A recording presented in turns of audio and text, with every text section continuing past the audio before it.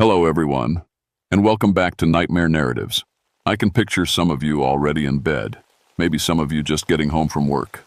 Wherever you are, whatever time it is, I'm glad you're here. If this helps you relax or sleep, please like and subscribe. It means a lot. Now let's get you comfortable, and I'll tell you tonight's story.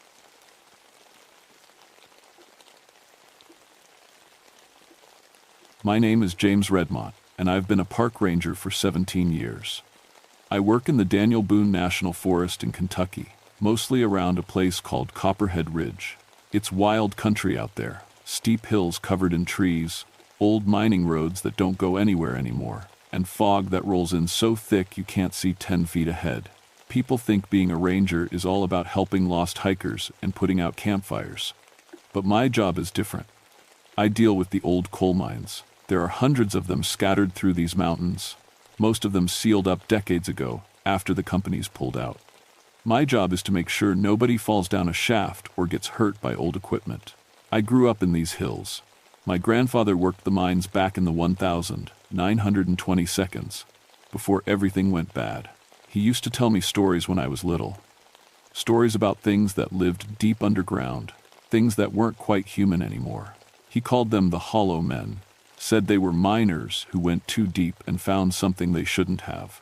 I never believed those stories. Granddad had breathed too much coal dust, and it made him see things. Or so I thought. The trouble started 3 weeks ago when some college kids went missing. They were from the university down in Lexington, geology students doing research on old mining sites. Smart kids, the kind who know how to stay safe in the woods. But they never came back to their camp. Their professor called it in on a Tuesday morning. I remember because it was the day the fog rolled in thick and stayed for a week straight. When I got to their campsite, everything looked normal at first. Tents still up, food still hanging from a tree to keep the bears away. But their equipment was gone, all their fancy tools for measuring rocks and soil. I found their gear 2 days later, about a mile from camp. It was piled up neat and tidy right in front of the old Copperhead mine entrance. That stopped me cold, because the Copperhead mine has been sealed since 1976. Concrete and steel, welded shut tight. No way anyone should be able to get inside. But there the equipment was, covered in this weird gray clay that didn't match anything I knew from these hills. The clay was cold to the touch, even though it was a warm October day. And it had this smell, like copper pennies mixed with something rotten. I called for backup and got Kate Morrison. She's been a ranger for 8 years, tough as nails and twice as smart. Kate took one look at that equipment and said the same thing I was thinking. Someone's been inside that mine. We walked around to check the entrance. The concrete seal was cracked down the middle, split wide enough for a person to squeeze through. But here's the thing that made my skin crawl. The cracks ran from the inside out. Something had broken through from underground. Kate shined her flashlight into the opening. The beam went down about 20 feet, then just disappeared into black. But I could hear something down there. A sound like wind, but too regular, too much like breathing. "We need to call this in," I told her. "Get a proper rescue team." But Kate was already checking her gear. "Those kids might still be alive down there. How long do you think a rescue team will take to get here? 6 hours? 8? She was right, and we both knew it. The nearest town was 35 miles away, and half the roads were washed out from recent rain. If those students were hurt and trapped underground, we might be their only chance. I looked at that dark opening and thought about my grandfather's stories. About miners who went down and never came back up the same. About hollow men who stole souls in the deep places. But I also thought about 4 young people who might be dying while we stood there talking. "All right," I said, "but we do this by the book. Safety gear, rope, radio check every 15 minutes. Kate nodded and started unpacking her climbing equipment. "What do you know about this mine? Opened in 1918, closed in 1924 after a cave-in killed 47 men. They never recovered most of the bodies." I pulled out the survey maps I always carried. Supposed to be 3 main tunnels going down about 200 feet, but the records are pretty sketchy. Why'd they seal it so tight?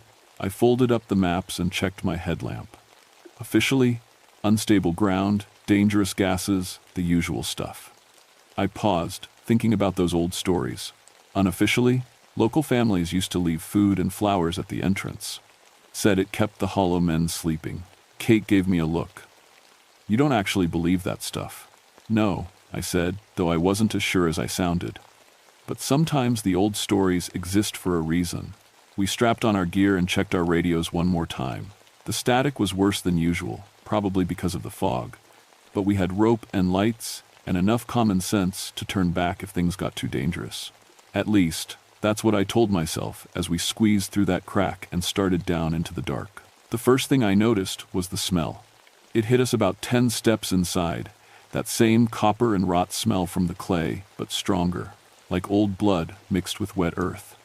Kate wrinkled her nose and pulled her shirt up over her mouth. Gas? She asked. I checked my meter. Air's clean, just smells like death. Our headlamps cut through the dark, showing rough stone walls and rusted minecart tracks. The tunnel was bigger than I expected, wide enough for 3 people to walk side by side. But something felt wrong about the proportions. According to my maps, this tunnel should have been much smaller. We followed the cart tracks deeper into the mine. Every few steps, I stopped to mark our path with chalk. Standard procedure, so we could find our way back. The temperature dropped as we went down, and soon I could see our breath in the beam of the flashlights. James, Kate said after we'd walked about 5 minutes, look at this. She was kneeling next to the tracks, pointing at something in the dirt. Footprints, but wrong somehow. The shape was human, but they were pressed too deep into the ground, like whoever made them weighed twice what they should. Could be the students, I said, but I didn't believe it. These prints were bigger than any college kid would make, and they had this strange drag mark behind the heel, like something was being pulled along the ground. We followed the tracks deeper. The tunnel branched off in several directions, but the footprints only went one way, straight down the main shaft. After another 10 minutes, we found the first piece of real evidence. It was a backpack, torn open and scattered across the tunnel floor. College textbooks, granola bars, water bottles, all of it covered in that gray clay. Kate picked up one of the books and read the name inside the cover. Sarah Chen, that's one of the missing students. I knelt down and examined the backpack. The fabric was shredded, but not by any animal I knew. The tears were too clean, too deliberate, like something with very sharp fingers had gone through it piece by piece. Kate, we need to. A sound echoed up from deeper in the tunnel. It started low, like wind through a cave, then rose higher until it almost sounded like singing, but no human voice could make a sound like that. It was hollow and empty, like air being sucked through a broken pipe. We both froze, listening. The sound came again, closer this time, and with it came the distinct echo of footsteps. Not running, walking slowly, deliberately, like someone taking their time. Students, Kate whispered. I shook my head. Those footsteps sounded wrong. Too heavy, and with that same dragging sound we'd seen in the tracks. The singing stopped. For a long moment, there was perfect silence except for our breathing. Then a voice called out from the darkness ahead. Help, help me. It was young, scared, definitely human. Kate started forward immediately, but I grabbed her arm. Wait, someone's hurt down there. I know, but listen. The voice came again, clearer this time. Help me, I'm lost, I can't find the way out. It sounded like a young woman, probably one of the students. But something about it made my skin crawl. Maybe it was the way the words echoed, like they were being spoken from inside a big, empty space. Or maybe it was how the voice never quite changed tone, never got more urgent or more relieved. Kate pulled away from my grip. We have to help. Just be careful. We moved forward slowly, following the cart tracks. The tunnel curved to the right, and our lights picked up something ahead. A figure standing in the middle of the passage, back turned to us, wearing what looked like hiking clothes. Sarah? Kate called out. Sarah Chen? The figure didn't move, didn't even seem to hear us. Kate walked faster, and I hurried to keep up. But as we got closer, something made me stop. The figure was too tall, and it was standing perfectly still, not shifting weight or breathing or doing any of the small movements people make without thinking. When our lights hit it full on, I could see why. It wasn't quite human anymore. The shape was right from behind. Head, shoulders, arms, legs, all where they should be. But the proportions were off, stretched out like someone had grabbed the person by the head and feet and pulled, and there was something wrong with the way it stood. too straight and too balanced. "Kate, stop." She was only a few feet away when the thing turned around. I don't know how to describe what we saw. It had a human face, or what used to be one. A young woman with dark hair and college kid clothes, but her skin was gray like old concrete, and her eyes were completely black. Not just the pupils, but the whole eye, like holes punched through her skull. And her chest was wrong. Where her ribs should be, there was just emptiness. A hollow space you could see right through, like someone had scooped out everything inside and left only the shell. The thing that used to be Sarah, Chen, smiled at us with too many teeth and opened its mouth. "Help me," it said in that same flat voice. "I'm lost." Kate stumbled backward into me, and we both nearly fell. The creature took a step forward, and I could hear something rattling inside its chest, like pebbles in an empty can. "Can't find the way out," it continued, taking another step. "Been walking for so long." I grabbed Kate's hand and we ran. Behind us, that hollow singing started up again, but now I could tell what it really was. It was laughter. Empty, echoing laughter that followed us up the tunnel like something hunting. We ran until our lungs burned and the singing faded behind us. When we finally stopped, we were back near the entrance, close enough to see gray daylight through the crack we'd squeezed through. Kate was shaking. "What was that thing?" I knew, but I didn't want to say it. Didn't want to admit that my grandfather's stories might be real. "I don't know. Someone's sick, maybe. Could be gas down there, making people hallucinate." "Gas doesn't make someone's chest disappear, James." Kate checked her radio. "We need to call this in. Get a real rescue team, maybe some kind of medical help." I tried my radio too, but got nothing but static. Dead zone. We'd have to go back to the truck. "Then let's go." But as we moved toward the entrance, we heard voices. Real voices this time. Young, scared, calling for help from somewhere deeper in the mine.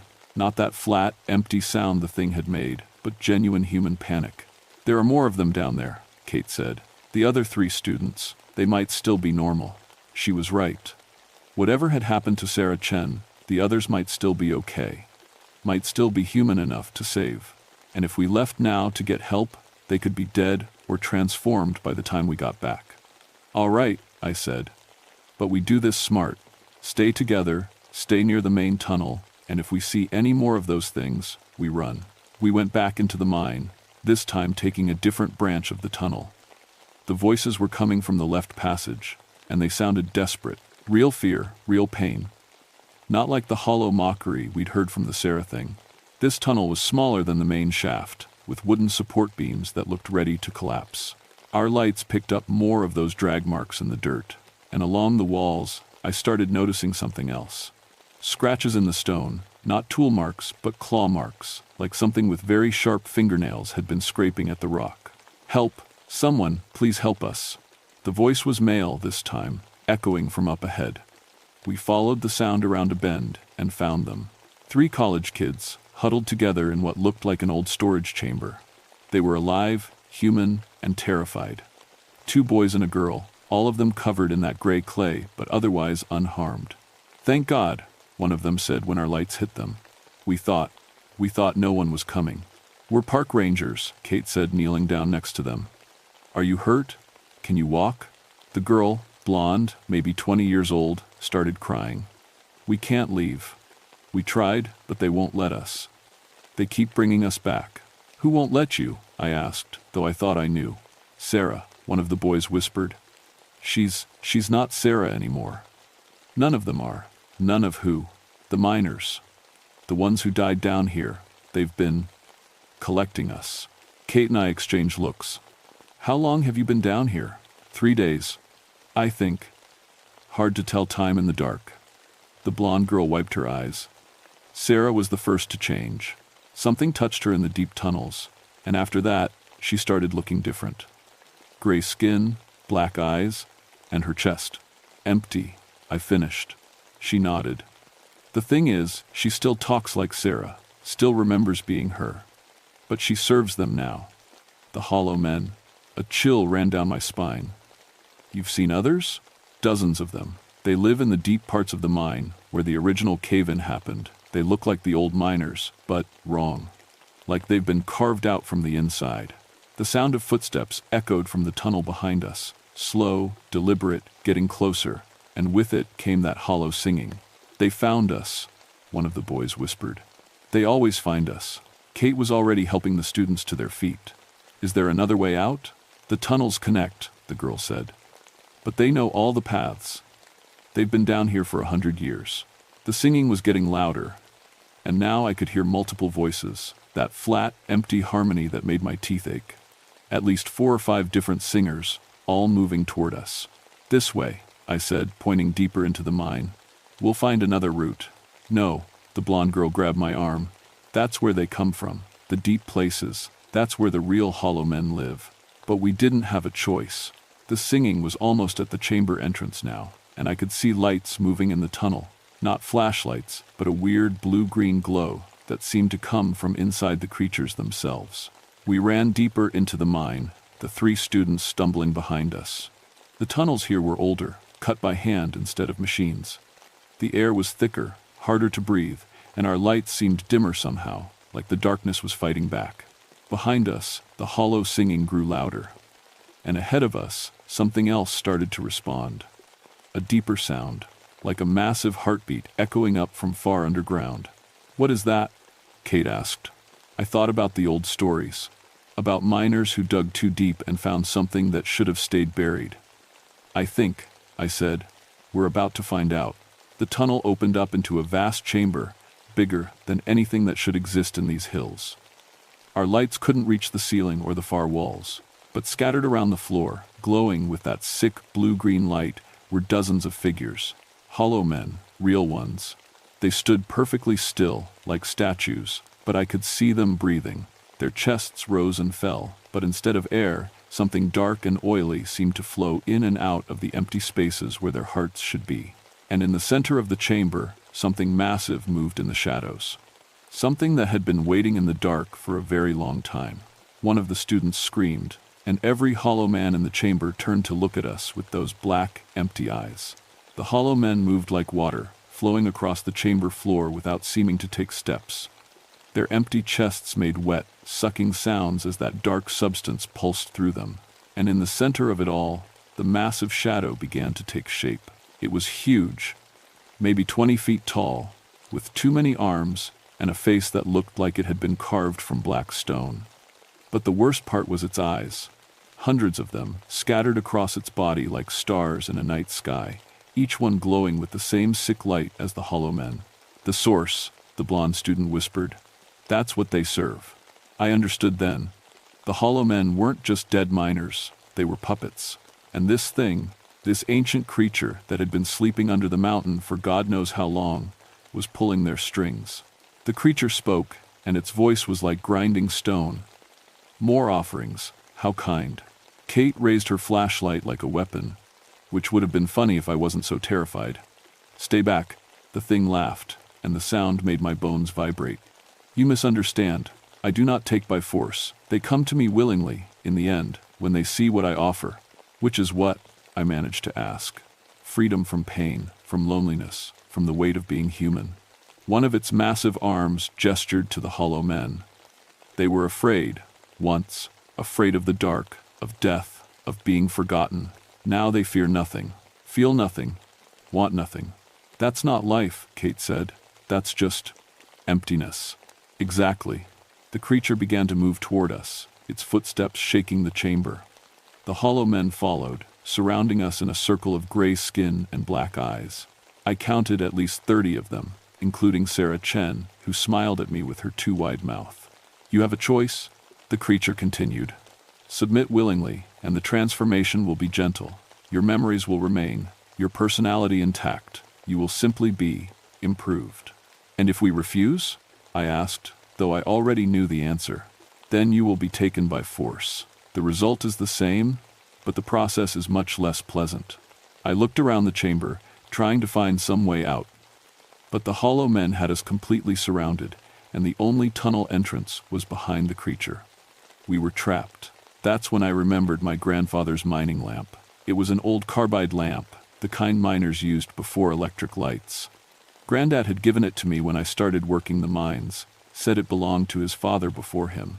But there was something else, something he'd whispered to me when he was dying, high on pain medication and memory. "Blessed lamp," he'd said. "Mountain preacher blessed it after the cave-in. Iron and laurel, boy, iron and laurel." I'd thought it was just old man rambling, but now, as the hollow men closed in, I dug the lamp out of my pack. It was heavy, made of pure iron, and wrapped around the base was a thin cord of dried mountain laurel, the same plant my grandmother used to make tea. "What are you doing?" Kate whispered. "Something crazy." I struck the flint, and the lamp burst into bright, clean flame. The effect was immediate. Every hollow man in the chamber stepped back, their empty eyes reflecting the flame. Even the massive creature paused, its hundreds of eyes blinking in what might have been surprise. "Interesting," it said. "You carry old protections, but they will not save you for long." It was right. The flame was already starting to flicker, and I could see the hollow men gathering courage to move closer. But it had bought us time to think. "The mine entrance," I told Kate. "If we can get back to the main tunnel, maybe we can collapse it. Trap them down here." "With what?" I pulled the emergency flares from my pack. "These, plus some old mining charges I saw near the entrance. Enough to bring down the tunnel." Kate understood immediately. "But we'd have to get past all of them." "Not all of them, just enough." The creature was getting impatient. "Your light fades, Ranger. Submit now, and I will make you a commander among my servants. Refuse, and you will crawl through eternity as the least of them." "Go to hell," I said, and threw the lamp directly at its face. The creature roared as the iron and blessed flame struck it, and for just a moment, the hollow men faltered. In that moment, we ran. Kate grabbed the students and pushed them toward the tunnel, while I lit the first flare. Red light blazed through the chamber, and the hollow men scattered like insects. But they were already regrouping, and I could hear the creature bellowing commands behind us. We made it to the tunnel entrance, but the Sarah thing was waiting for us. Her black eyes reflected the flare light as she spread her arms to block our path. "You don't understand," she said in that flat voice. "It doesn't hurt. Being hollow doesn't hurt at all." I didn't have time to argue. I shoved the burning flare against her chest, and she dissolved like smoke, screaming. But her scream sounded almost grateful. Kate and the students were already running up the tunnel. Behind us, I could hear the hollow men pouring out of the chamber, their feet making wet, slapping sounds on the stone. But the flare light was keeping them back, barely. We reached the main tunnel and ran toward the entrance. I could see daylight through the crack, beautiful gray daylight that meant safety and the real world. But I also saw the mining charges I'd remembered, old dynamite sticks left over from the 1972nd sealing operation. "Get out!" I shouted to Kate. "Get them out and run." "What about you?" I was already pulling the fuses out of the dynamite. Someone has to light it, and someone has to make sure they don't follow. Kate looked like she wanted to argue, but the hollow men were almost on us. She pushed the students through the crack and squeezed out after them. I set the charges as fast as I could, working by the light of the dying flare. Behind me, the singing was getting louder. I could feel them coming, could smell that copper and rot stench getting stronger. The first hollow man rounded the corner just as I lit the fuse. I ran. The explosion threw me 20 feet through the air and out of the mine entrance. I hit the ground hard, covered in dust and debris, my ears ringing so loud I couldn't hear anything else. But I was alive, and I was outside. Kate pulled me to my feet. Behind us, the Copperhead mine was gone, just a pile of broken rock and twisted metal where the entrance used to be. The sound of the explosion echoed through the hills for a long time, and then everything was quiet. The three students were sitting on the ground, staring at the rubble. They looked dazed but human. Still human, thank God. The blonde girl was crying, but they were normal tears, not the empty sounds the hollow men made. "Is it over?" one of the boys asked. I listened carefully, but heard nothing from under the rocks. No singing, no breathing, no movement. "I think so." Kate helped me check the students for injuries while we waited for the rescue team she'd called on her radio once we got out of the dead zone. They were dehydrated and scared, but physically fine. They'd spend a few days in the hospital and the rest of their lives trying to convince people that what happened down there was real. Good luck with that. The official report listed the mine collapse as geological instability caused by recent heavy rains. The area was declared permanently off-limits, with new fencing and warning signs posted every 100 yards. The student's story was written off as trauma-induced hallucinations caused by bad air in the mine. Kate never talked about what we saw down there, not to me, not to anyone. But she requested a transfer to a different forest district 3 weeks later. Can't say I blame her. Me?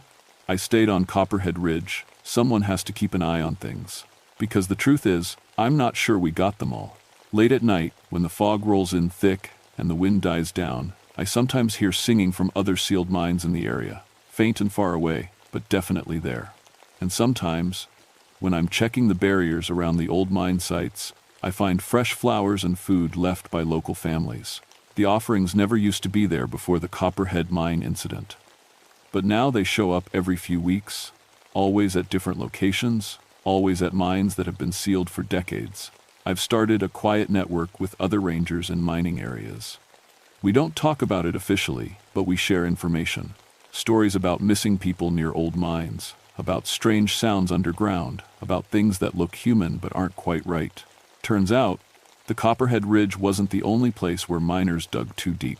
My grandfather's lamp is hanging above my desk now. I've replaced the carbide and rewrapped the mountain laurel cord. Just in case, because even though the mine is sealed and the immediate danger is gone, I know the truth. There are hollow places under these mountains, dark spaces where ancient things sleep and wait. Most of them will stay sleeping, as long as we're careful, as long as we remember the old warnings and respect the barriers our ancestors put in place. But some of them are already awake, and they're patient. They can wait another 100 years for the next group of miners, the next batch of students, the next curious souls who think the old stories are just superstition. My name is James Redmont, and I guard the sealed places. It's not the job I signed up for 17 years ago, but it's the job that needs doing. Because sometimes the old stories are true, and sometimes the things our grandfathers feared in the deep places are still down there, singing their hollow songs in the dark. Still waiting, still hungry, still hollow.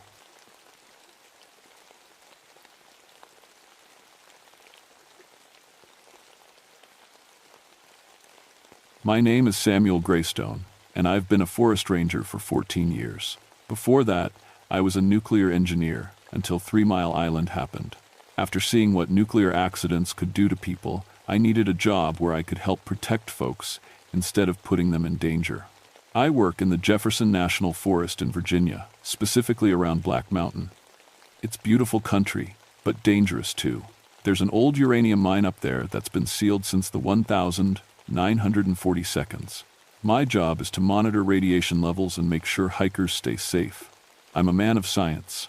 I believe in facts, measurements, and data.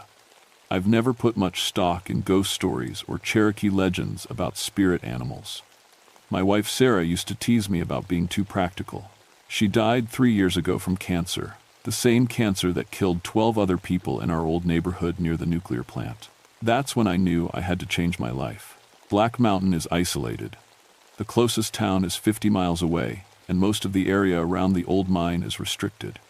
Only rangers and researchers are allowed up there. It's quiet country, the kind of place where you can hear your own heartbeat. In winter, it gets even quieter. The snow muffles everything, and sometimes I go days without seeing another person. That's how I like it. Just me, my equipment, and the forest. I carry a Geiger counter everywhere I go. It's an old Ludlum Model 3, reliable and simple. Sarah used to call it my security blanket. The steady clicking sound is comforting. It means everything is normal, safe. When the clicking speeds up, that's when I pay attention. The Cherokee families who lived in this area left in the 1942. Right before the mine opened, my supervisor told me they talked about some kind of spirit that warned of danger. Death flying on wings, they called it. I figured it was just their way of sensing the radiation danger before science could measure it properly. I should have listened to those stories.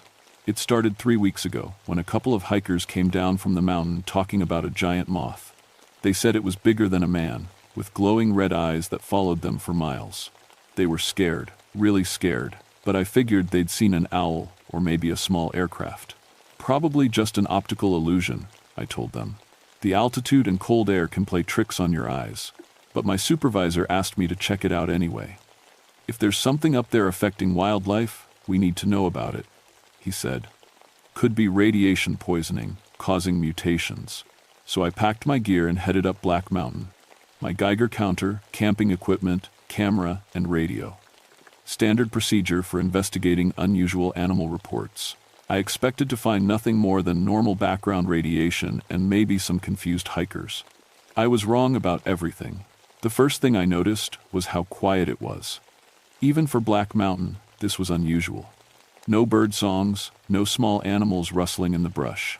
Just the crunch of my boots in the snow and the steady clicking of my Geiger counter. Then I found the first dead animals. 3 deer lay in the snow about 2 miles from the mine entrance.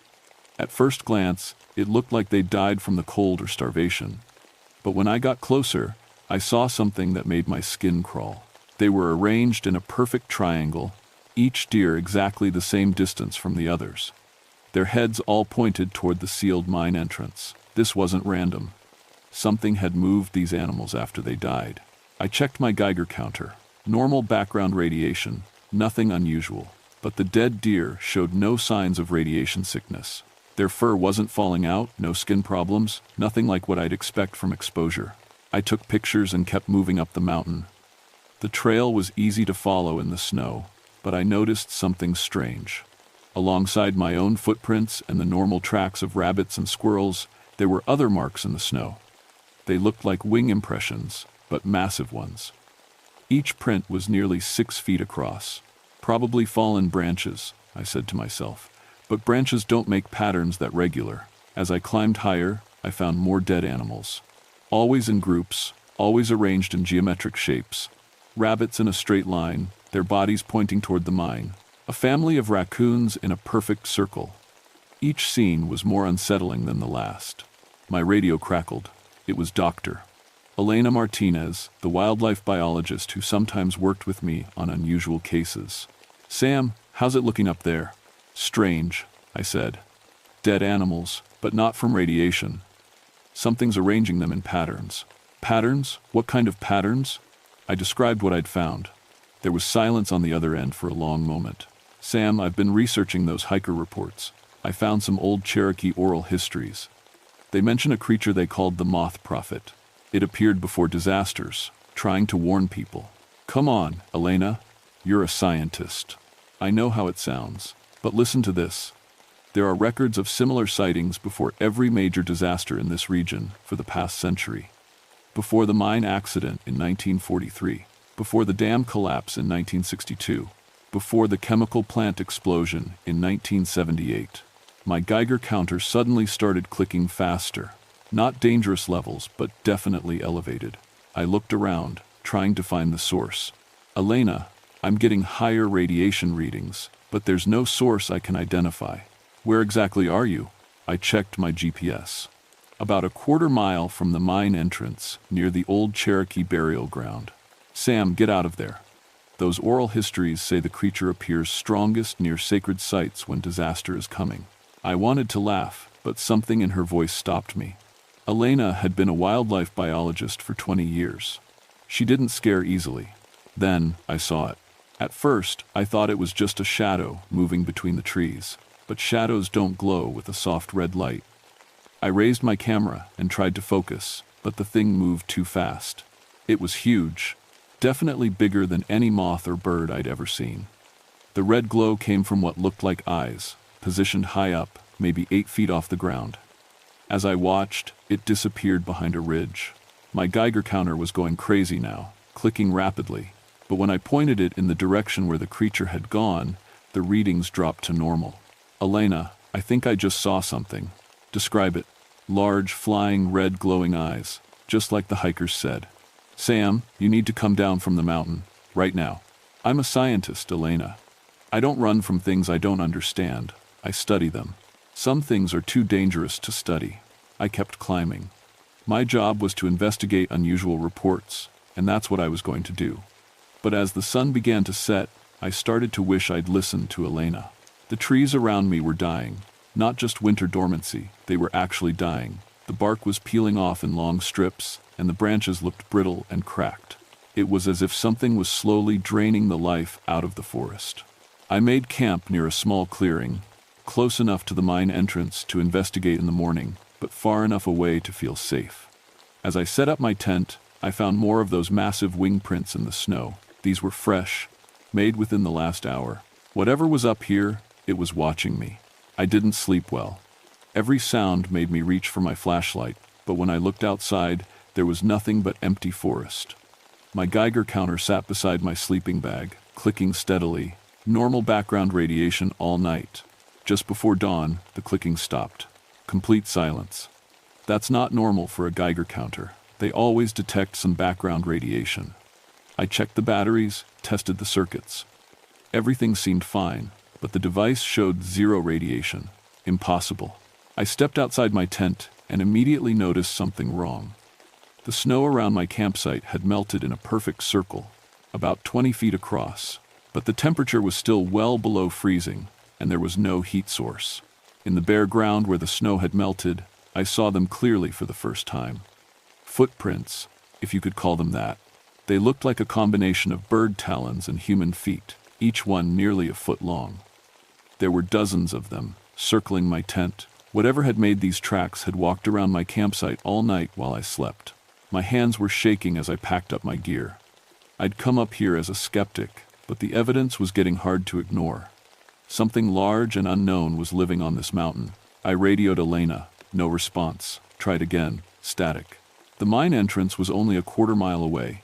I decided to check it out before heading back down. If there was a scientific explanation for what I was seeing, I'd find it there. The closer I got to the mine, the stranger things became. The trees weren't just dying, they were twisted into spiral shapes, as if something had spun them like drills. The very rocks looked wrong, worn smooth in patterns that didn't match natural erosion. Then I saw the scales. They were scattered around the mine entrance like fallen leaves. Each one was nearly the size of my hand, metallic silver with an oily rainbow sheen. They looked exactly like moth scales, but no moth was this large. I picked one up carefully. It was warm to the touch and seemed to vibrate slightly. When I held my Geiger counter near it, the device went berserk. The radiation reading was off the charts, but it wasn't any isotope I recognized. The signature was completely unknown. Impossible, I whispered. But I was holding the evidence in my hand. A shadow passed over me. I looked up and saw it clearly for the first time. The creature was massive, with a wingspan of at least 20 feet. Its wings moved like a moth's, but its body was wrong. Too long, too segmented, covered in those shimmering scales. The head was the worst part, vaguely human-shaped but larger, with compound eyes that glowed deep red. It circled overhead once, twice, then landed on a ridge about 50 yards away. We stared at each other for what felt like hours, but was probably only seconds. I could hear my heart pounding in my ears. Every instinct told me to run, but I was frozen in place. Then it spoke. Not with its mouth. The words appeared directly in my mind. Danger comes. The earth will burn. You must warn them. Images flooded my brain. The nuclear power plant 30 miles east of Black Mountain. Reactor cooling systems failing. Radiation spreading across the Appalachian Mountains like a poison cloud. Thousands dead. Millions more evacuated from their homes. When? I managed to whisper. 3 days. The metal hearts will crack. The fire that cannot be quenched will spread. More images. Technical diagrams of reactor cooling systems. Stress fractures in containment vessels. Water pumps failing in sequence. I recognized the equipment. It was identical to what I'd worked on as a nuclear engineer. The creature spread its wings and launched itself into the air. As it flew over my head, I felt a wave of heat and radiation that should have killed me instantly. But instead of pain, I felt understanding. This thing wasn't trying to hurt me. It was trying to save everyone. My radio crackled back to life. Elena's voice panicked. Sam, can you hear me? I'm here. Something's happening at the power plant. They're reporting equipment failures. You need to get down here now. I looked at the scale in my hand. Still warm, still vibrating. The creature's words echoed in my mind. You must warn them. Elena, listen carefully. Evacuate the area around the nuclear plant. Now. What? Sam, what are you talking about? There's going to be an accident. A bad one. We have maybe 3 days. Silence on the radio. Then, Sam, are you feeling all right? Have you been exposed to radiation up there? How could I explain? How could I tell her that a giant moth from Cherokee legend had shown me visions of nuclear disaster? She'd think I was having hallucinations from radiation exposure. But I had to try. By the time I got back to town, the situation at the nuclear plant had gotten worse. Cooling system pumps were failing exactly as the creature had shown me. Plant officials were calling it a maintenance issue, nothing serious. I tried to convince my supervisor to recommend evacuation procedures. He looked at me like I was crazy. Sam, you've been under a lot of stress since Sarah died. Maybe you should take some time off. Check the emergency protocols, I begged him. Look at the cooling system specifications. I'm telling you, there's going to be a cascade failure. But how could I explain where my information came from? I sounded like a madman. Elena met me at the ranger station that evening. She'd brought coffee and the look of someone who was worried about a friend's mental health. Talk to me, Sam. What really happened up there? I told her everything. The dead animals, the wing prints, the creature, the visions. She listened without interrupting, but I could see the concern growing in her eyes. Sam, you've been exposed to trauma, loss, stress. Sometimes our minds create explanations for things we can't understand. Look at this. I showed her the scale I'd collected. Under her microscope, we could see the cellular structure. It was like nothing in any biology textbook. The radioactive signature was equally impossible. Isotopes that shouldn't exist in nature. This doesn't make sense, Elena muttered, adjusting the microscope. The cellular structure it's like it exists in multiple dimensions at once. That night, Elena had the dreams. She called me at 3 a.m, terrified. Sam, I saw it. The plant, the explosion, people running. It felt more real than real. The creature contacted you too. What is it, Sam? What does it want? I'd been thinking about that question all day. I think it's trying to prevent a disaster. The Cherokee stories say it appears before catastrophes. Maybe it's not causing them. Maybe it's trying to stop them. But why you? Why us? I worked in nuclear plants. You're a scientist people trust. We have the knowledge and credibility to make them listen. Except nobody was listening. By the second day, more equipment was failing at the plant. The patterns matched exactly what the creature had shown me. But plant officials kept insisting everything was under control. That's when Elena and I decided to break into the nuclear facility. We used my old security clearances and Elena's research credentials to get past the outer gates. Once inside, I headed straight for the cooling system controls. If we could manually override the failing pumps, we might prevent the cascade failure. The control room was in chaos. Technicians were running between computer terminals, trying to diagnose multiple system failures. The plant supervisor, a man named Peterson, was on the phone with federal regulators. Peterson, I called out. You need to initiate emergency shutdown procedures now. Sam, what are you doing here? This is a restricted area. I know exactly what's going wrong with your systems. Cooling pump 3 is going to fail in the next 6 hours. When it does, the backup systems will be overloaded and you'll have a full meltdown. That's impossible. The backup systems are designed to handle single-point failures, not when the failures happen in sequence. Look at pumps 1 and 2. They're already operating at 90% capacity, right? Peterson's face went pale. How did you know that? I couldn't tell him about the visions, but I could use my engineering knowledge to make the case. Because I designed systems like this. When you lose cooling capacity gradually, the remaining pumps work harder and fail faster. It's a cascade effect. Elena had positioned herself at the emergency communications panel. If Peterson wouldn't order an evacuation, she was prepared to send out warnings herself. Sir, one of the technicians called out. Cooling pump 3 just went offline. The room went silent except for the sound of alarms beginning to blare. Peterson stared at me in shock. How did you know? Evacuate the surrounding area now, I said. You have maybe 4 hours before containment fails. That's when the creature appeared. It materialized in the control room like smoke, becoming solid. 20 feet of impossible anatomy, glowing eyes, wings that seemed to bend space around them. Everyone in the room froze. The creature spoke, not with words but directly into our minds. The broken atoms sing their death song, stop their music before it spreads. Only Elena and I seemed able to move. The others stood transfixed, caught in whatever field the creature projected. I ran to the emergency controls. The manual shutdown procedure required 2 people to activate simultaneously. Elena joined me, her hands shaking but determined. "On 3, I said. 1, 2. We turned our keys together. The reactor began its emergency shutdown sequence, just as the cooling system display showed total failure. If we'd waited another 10 minutes, the containment vessel would have cracked. The creature nodded once, then faded away like mist. The other technicians blinked and stumbled, confused about what had just happened. "Gas leak," Peterson announced quickly. Everyone must have been hallucinating, but Elena and I knew better. The official report blamed the near disaster on a computer virus that caused multiple system failures. My quick thinking and knowledge of nuclear systems were credited with preventing a catastrophe. Peterson recommended me for a commendation. I was quietly transferred to a different forest region the following month. "For your own protection," my supervisor said. Too much stress associated with that area. But the creature's work wasn't finished, and neither was mine. 6 months later, Elena called me about another incident. A dam in Tennessee was showing stress fractures that engineers hadn't detected. She'd been having dreams about flooding, about people trapped in rising water. I drove down to investigate.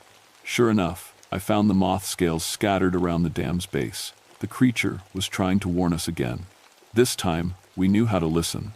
We convinced the dam authority to do emergency inspections using the technical details from Elena's dreams. They found hairline fractures that would have caused total failure within weeks. The dam was evacuated and repaired, preventing a flood that would have killed thousands. Over the past 3 years, Elena and I have responded to 7 similar incidents. Chemical plant explosions prevented, bridge collapses avoided, forest fires stopped before they spread. Each time, we find the scales. Each time, one of us has the dreams. We've learned some things about the creature.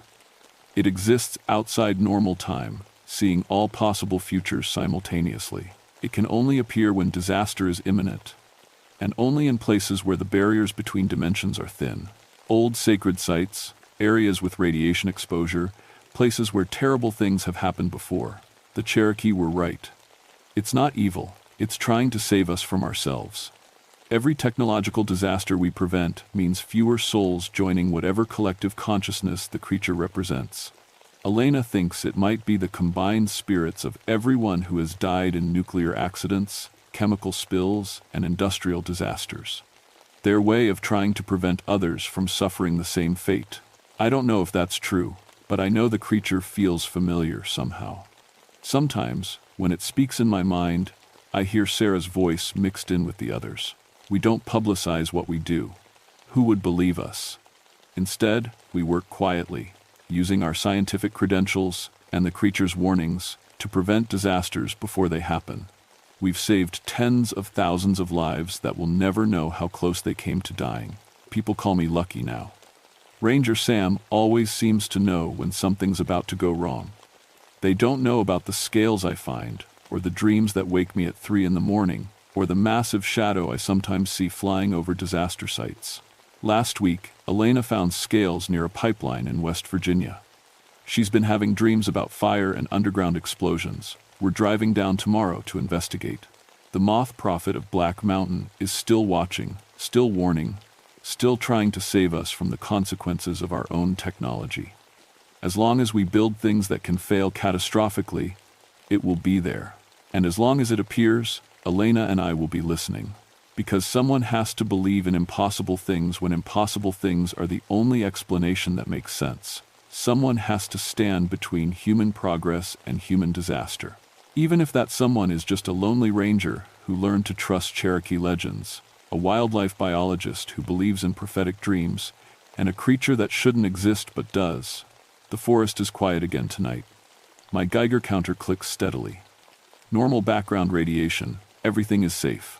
For now, but I keep my camera ready and my radio charged. Because somewhere out there, the moth prophet is watching for the next disaster, the next warning that needs to be given, the next catastrophe that can still be prevented. And when it calls, I'll answer. That's what forest rangers do. We protect people from dangers they don't even know exist.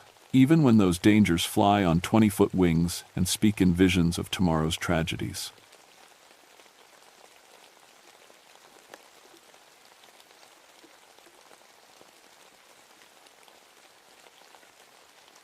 My name is Rebecca Mountainheart, and I've been a park ranger for 12 years.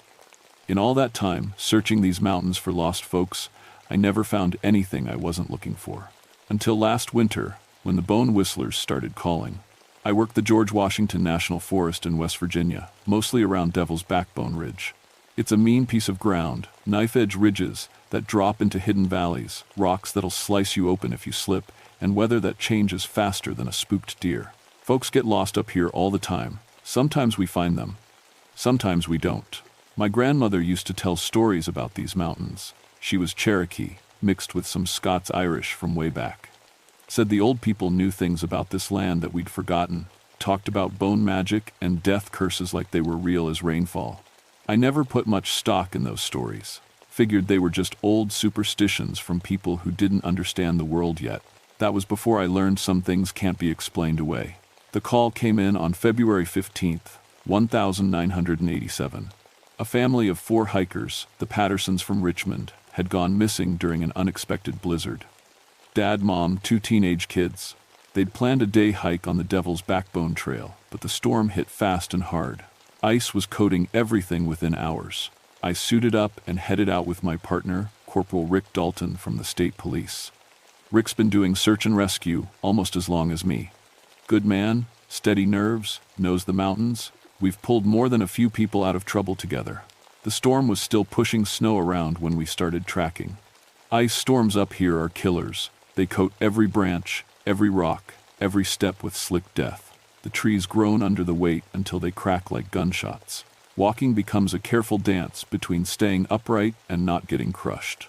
We found the Patterson family's car at the trailhead, already buried under 6 inches of fresh snow.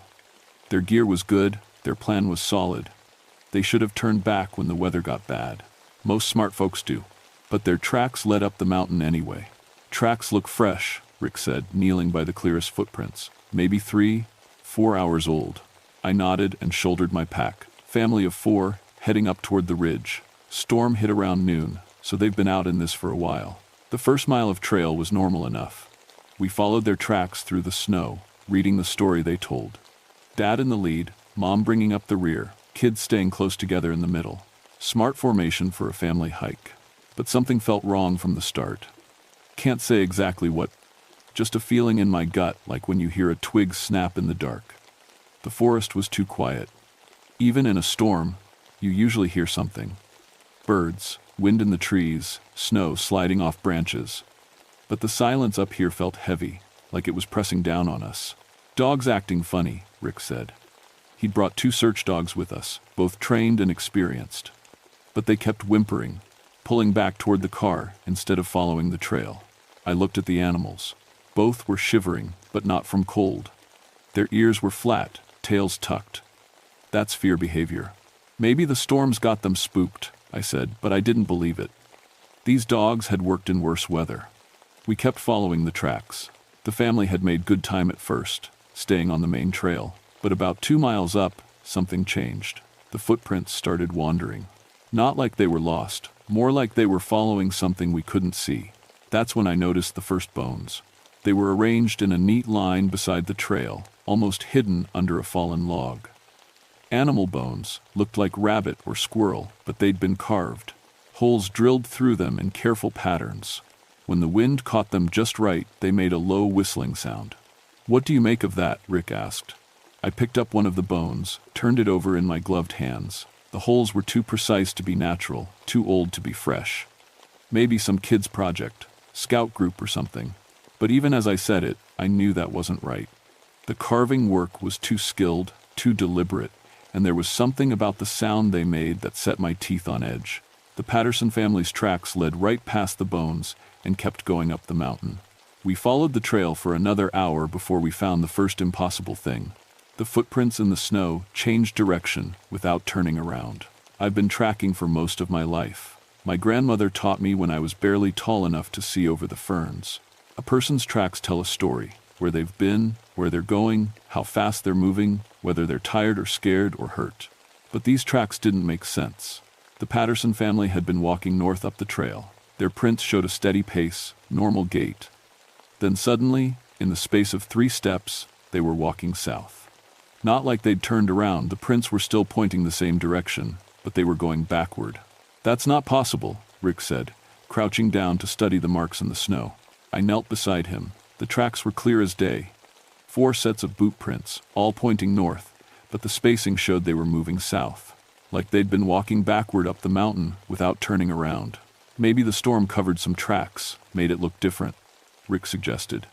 But he didn't sound convinced. I stood up and looked ahead. The trail curved around a rocky outcrop about 50 yards up. Beyond that, I could see more of the bone whistles. Dozens of them, hanging from tree branches like some kind of wind chime. The sound they made was getting louder, not just whistling now, but almost like music. Simple melodies that seemed to repeat and overlap. The search dogs refused to go any further. Both animals sat down in the snow and wouldn't budge, no matter how much Rick coaxed them. "Something's got them spooked good," he said. "Maybe we should call for backup." I was about to agree when we heard voices up ahead. Faint, but definitely human. A man's voice calling for help. We left the dogs tied to a tree and moved up the trail. The bone music got louder with each step. It wasn't random noise. There was a pattern to it, like someone was playing an actual song. But who would be up here in this weather making music out of animal bones? Around the rocky outcrop, the trail opened into a small clearing. The voices were coming from somewhere beyond it, but I couldn't see anyone. The sound echoed off the rocks in a way that made it hard to tell where it was coming from. That's when Rick grabbed my arm. "Look at that," he whispered. On the far side of the clearing, there was another set of tracks in the snow. But these weren't boot prints. They looked almost human, but wrong somehow. Longer than they should be, with claw marks where toes should be. And they were fresh, so fresh that snow was still settling into the deepest parts. The bone music was coming from all around us now. I could see hundreds of the carved instruments hanging from every tree, dancing in the wind. The melodies they played seemed to pull at something inside my head, like they were trying to lead my thoughts in a particular direction. "We need to find that family," I said, but my voice sounded strange to my own ears. Distant and echoey. Rick nodded, but he looked confused too, like he was trying to remember why we were there. We followed the sound of voices deeper into the clearing. The man's voice was still calling for help, but now I could hear a woman too, and what might have been kids. They sounded close, maybe just behind the next stand of trees. But every time we walked toward the voices, they seemed to move further away. That's when I saw the Cherokee Scout. He was standing at the edge of the tree line, maybe 30 yards away. Dressed in old-style buckskins and war paint, carrying a long rifle. For just a moment, I thought he was real. Maybe another search and rescue volunteer in period costume, but when I blinked, he was gone. "Did you see that?" I asked Rick. "See what?" I looked back at where the figure had been standing. There were no tracks in the snow, no sign anyone had ever been there. The bone music was getting inside my head now, making it hard to think straight. The melodies seemed to be pulling me in different directions, and I caught myself walking toward the tree line without meaning to. "Rebecca!" Rick's voice sounded far away, even though he was right beside me. "Rebecca, where are you going?" I stopped and looked around. I was halfway across the clearing, heading for the spot where I'd seen the Cherokee Scout. I didn't remember deciding to walk this way. "The music," I said, it's making me..." That's when we heard the screaming. It was coming from somewhere up ahead, beyond the trees. A woman's voice, high and terrified. Then a man shouting, kids crying. The Patterson family was in trouble. We ran toward the sound, fighting our way through thick brush and low-hanging branches heavy with ice. The bone music was all around us now, so loud it was hard to hear anything else. But underneath it, I could still make out human voices calling for help. We pushed through a final wall of pine branches and came out on a narrow ledge. Below us was a drop of maybe 200 feet into a rocky valley. And there, scattered across the ledge like they'd been thrown, were pieces of the Patterson family's gear. Backpacks torn open. Sleeping bags shredded. A child's jacket hanging from a tree branch, swaying in the wind. But no bodies. No blood. No sign of what had happened to them. The screaming had stopped. The only sound now was the bone music, playing its impossible melodies in the winter air. We searched the ledge for over an hour. But it was like the Patterson family had just vanished. Their gear was there, scattered and torn, but they were gone without a trace. No blood, no drag marks. Nothing to show what had happened to them. This doesn't make sense, Rick kept saying. 4 people don't just disappear. I was starting to get scared. Not the normal kind of fear you feel when you're worried about lost hikers. This was something deeper, colder. Like the mountains themselves were watching us. The bone whistles were everywhere now, hanging from every tree, wedged into rock cracks, even buried in the snow so that the wind could still reach them. The music they made was getting more complex, different instruments playing different parts, like a whole orchestra made of carved animal bones. And it was affecting us. I could feel it pulling at my thoughts, trying to make me walk in certain directions. Rick was fighting it too. I could see him shake his head every few minutes, like he was trying to clear it. "We need to get out of here," I said. "Call for more help, bring in a full search team." But when we tried to leave, we couldn't find our way back. The trail we'd followed up the mountain was gone. Not covered by snow or hidden, actually gone. Where it should have been, there was only thick forest and steep rocks. Our own footprints in the snow led to a wall of stone that couldn't have been there before. "That's impossible," Rick said. "We came this way. I know we came this way." I checked my compass. The needle was spinning slowly, like it couldn't decide which way was north. My GPS unit was showing error messages. The bone music was getting louder, and now I was starting to hear voices in it. Not the Patterson family. These were different voices, speaking in a language I almost recognized. Cherokee, maybe, like my grandmother used to speak when she thought no one was listening. That's when I saw them clearly for the first time. Cherokee scouts, moving through the trees like shadows. They wore traditional war paint and carried old-style weapons. Tomahawks, bows, flintlock rifles. But there was something wrong with them. They moved too smoothly, like they were floating just above the ground. And when the wind shifted, I could see right through them.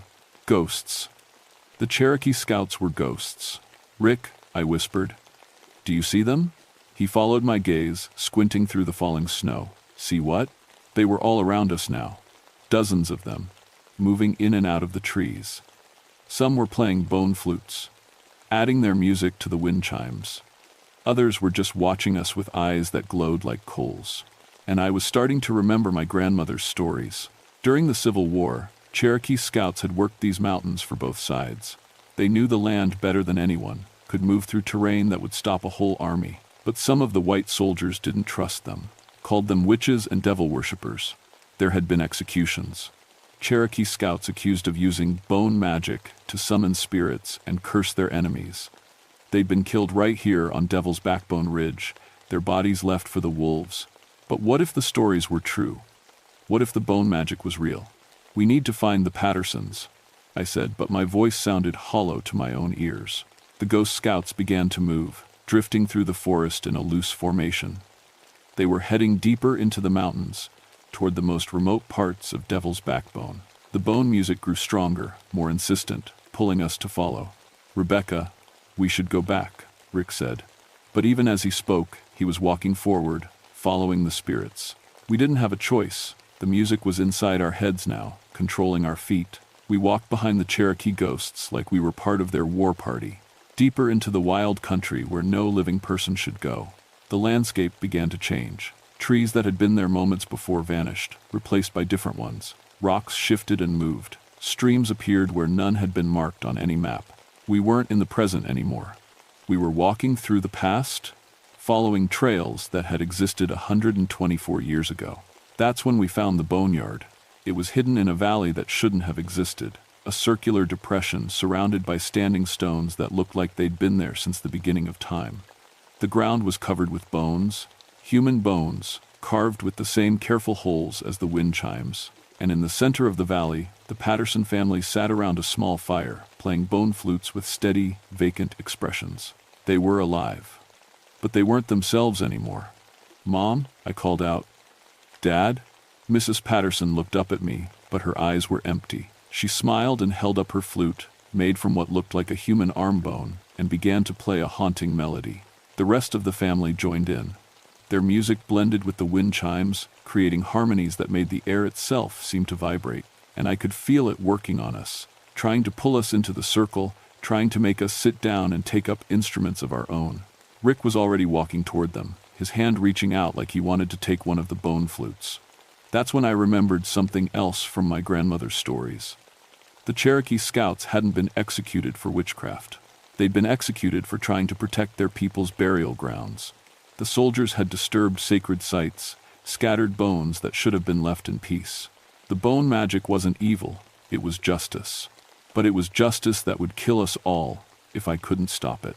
The Cherokee scout stepped out from behind one of the standing stones. He was solid now, real as life, but I could smell death on him, old death. The kind that had been waiting more than a century for its due. "Mountain Heart," he said in Cherokee. My grandmother's language flowed from his lips like water.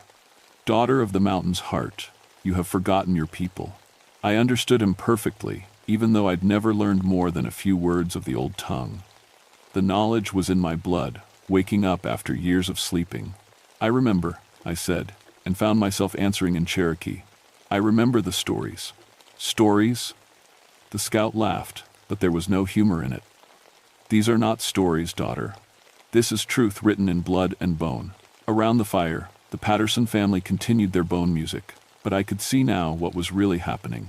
With each note they played, they were fading, becoming more like spirits and less like living people. Soon they would be ghosts too, trapped in this valley forever. "They don't deserve this," I said. "They're innocent." "Innocent?" The scout pointed to the scattered bones covering the ground. "Were my brothers innocent when the soldiers killed them for trying to protect our sacred places? Were the children innocent when they starved because the white men stole our hunting grounds?" Rick was almost at the fire now, reaching for a bone flute that one of the Patterson kids held out to him. His eyes were as empty as theirs. "Stop," I shouted, but my voice was lost in the music. The scout smiled. "Your friend will play our songs forever, as will you, if you have any wisdom left. Join us willingly, and your death will be peaceful. Resist, and you will suffer as we suffered." But I was beginning to understand something he didn't expect. My grandmother hadn't just told me Cherokee stories, she'd taught me Cherokee ways, including some she'd made me promise never to speak of. "You're not seeking justice," I said. "You're seeking revenge. There's a difference." "They are the same thing." "No, they're not." I pulled off my gloves and reached into my jacket pocket. My fingers found the small medicine bundle my grandmother had given me years ago. Tobacco, sage, a piece of quartz crystal, and something else she'd never explained. "Justice honors the dead. Revenge just makes more death." The scout's eyes narrowed. "You know nothing of our ways, half-blood." "I know enough." I opened the medicine bundle and scattered the contents on the ground. "I know the old songs. The real ones, not this twisted music you're making." I began to sing. It was a song my grandmother had taught me when I was very small, a mourning song for those who had died far from home. The Cherokee scouts stopped playing their bone flutes. The Patterson family looked up from their fire with confusion in their eyes. The scout rushed at me, but his hands passed right through my throat. The mourning song had power he couldn't touch. "You think your white man's magic can stop us?" he snarled. "This isn't white man's magic. This is older than the war that killed you. This is Cherokee magic, the kind that honors the dead instead of enslaving them." I kept singing, pouring all my grief and love into the ancient words. Grief for my people, who had lost so much. Love for the land that remembered everything. The bone music was fighting against my song, but it was weakening. "The bones of the sacred places must be returned," the scout said. "The debt must be paid. Then I'll pay it." I pulled out my knife and cut across my palm, letting blood drop onto the scattered bones. "I'm Cherokee too. My blood is their blood. Let that be enough." The scout stared at me for a long moment. Around us, the other ghosts had stopped their music entirely. Even the wind chimes hanging in the trees had gone silent. "Your blood alone is not enough," he said finally. "But your promise might be." "What promise?" "Promise to find our scattered bones. Promise to return them to their proper resting places. Promise to teach others the old ways, so they won't be forgotten again." I looked at the Patterson family. They were starting to look more human, less ghostly. Rick had dropped the bone flute and was shaking his head like he was waking up from a bad dream. "I promise," I said. The scout nodded once. Then he raised his own bone flute to his lips and played a different song, not the compelling music that had trapped us, but something peaceful and sad. A farewell song. One by one, the other Cherokee ghosts joined in. The boneyard filled with their music, but now it was beautiful instead of frightening. I could feel the anger leaving them, replaced by something that felt like rest. The song built to a crescendo, then faded away like wind through the trees. When the last note died, the ghosts were gone. The Patterson family blinked and looked around in confusion. The bone instruments in their hands crumbled to dust. "Where are we?" Mrs. Patterson asked. "How did we get here?" Rick stumbled over to where I was standing. "Rebecca, what happened?" I remember following the trail, and then, nothing. I looked around the valley. Already it was beginning to fade, becoming less solid. The standing stones were just ordinary rocks now. The scattered bones were sinking into the earth, returning to the rest they should have found long ago. "Come on," I said. "Let's go home." We found our way back to the main trail easily. The bone whistles were still hanging in the trees, but they were silent now. The mountain felt peaceful in a way it hadn't before, like something that had been wound too tight had finally been allowed to relax. The Patterson family had no memory of their time in the boneyard. As far as they knew, they'd gotten lost in the storm and spent the night in a cave. Rick remembered even less than they did, just following the trail and then waking up confused. Only I remembered it all. We called in our position on the radio and had a helicopter pick us up from a clearing about a mile down the mountain. The official report credited superior tracking skills and lucky break for finding the family alive. No mention of bone whistles or Cherokee ghosts. Some stories aren't meant for official reports, but I kept my promise. I spent the next few months learning everything I could about the Cherokee scouts who'd been executed on Devil's Backbone Ridge. Found records in dusty archives, talked to tribal elders, pieced together names and stories that had been forgotten for over a century. More importantly, I found their bones. They'd been scattered across the mountain when the army broke up their burial sites. Some had been taken by collectors, others just left to weather away in remote caves and hidden valleys. It took me 3 years, but I found them all and returned them to a proper resting place, with traditional Cherokee burial ceremonies conducted by tribal elders. I also started learning the old ways. Language, songs, ceremonies my grandmother had tried to teach me, but I'd been too stubborn to listen to. It's harder to learn as an adult, but some things in the blood never fully disappear. The mountains are quieter now. I still work, search and rescue, still find lost hikers and bring them home safely. But I haven't heard bone music on the wind since that winter night in 1987. Sometimes, though, when I'm alone on the high ridges, I feel like I'm being watched. Not by anything dangerous, more like ancestors keeping an eye on their descendant, making sure I'm honoring the promises I made. I've been transferred to other parts of the forest since then, but I always come back to Devil's Backbone when I can. The Cherokee scouts trusted me with their story, and I won't let it be forgotten again. Last month, I met another ranger who'd been having strange experiences in the Appalachian Mountains of Tennessee. Missing hikers found with no memory of where they'd been. Stories about ghostly figures in period clothing. Bone whistles hanging from trees. It seems the Cherokee weren't the only ones who left unfinished business in these mountains. I gave her my grandmother's medicine bundle and taught her the morning song. Some knowledge is too important to die with one person. The mountains remember everything. Someone has to help them rest. My name is Rebecca Mountainheart, and I've been a park ranger for 18 years now. In all that time searching these mountains for lost souls, I've learned that sometimes what's lost isn't people at all. Sometimes it's justice, sometimes it's peace, and sometimes, if you know the right songs, you can help them find their way home.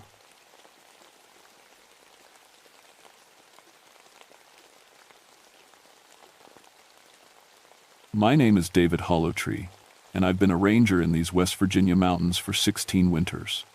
People always ask about the name Hollowtree. My grandfather said it means beloved of the empty places.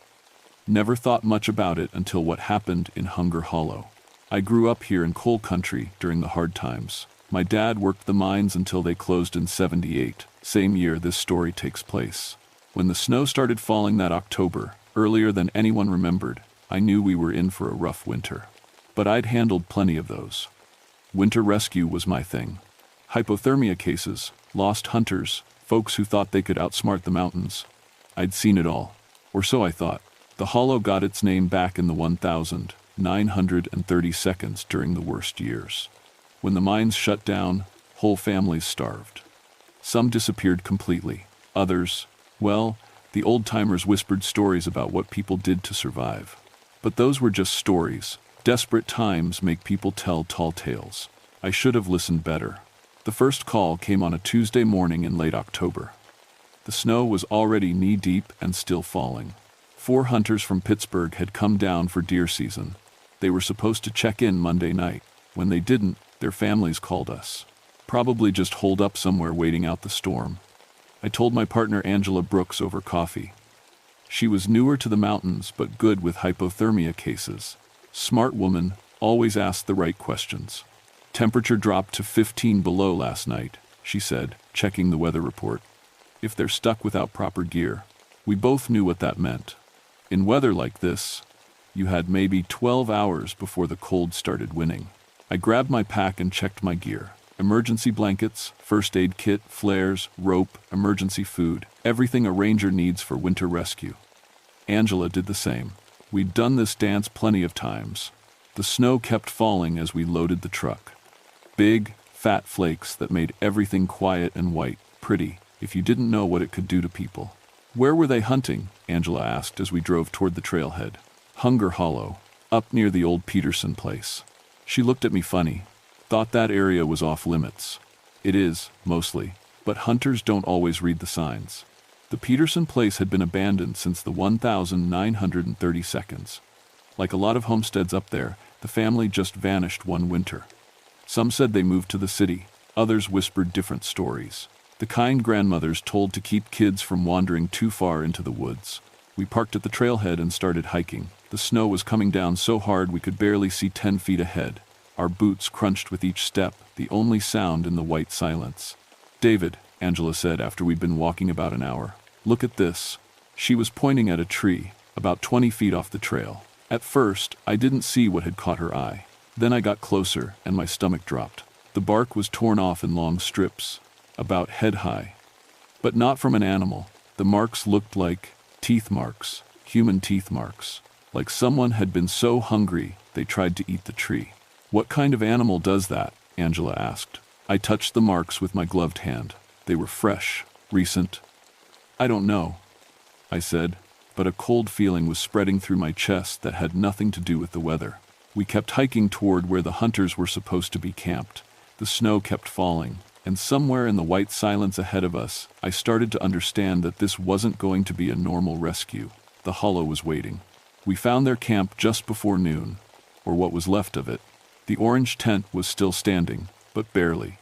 One wall had been torn open from the outside, not cut with a knife, torn, like something with claws had ripped through the fabric. Snow had blown inside, covering everything in white. Hello, I called out. Forest Service. Anyone here? Nothing but wind through the trees. Angela was already checking inside the tent. David, you need to see this. I crawled through the torn opening. The inside looked like a tornado had hit it. Sleeping bags scattered everywhere, gear thrown around.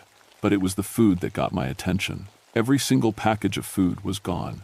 Not just taken, the wrappers were torn apart like wild animals had gotten to them.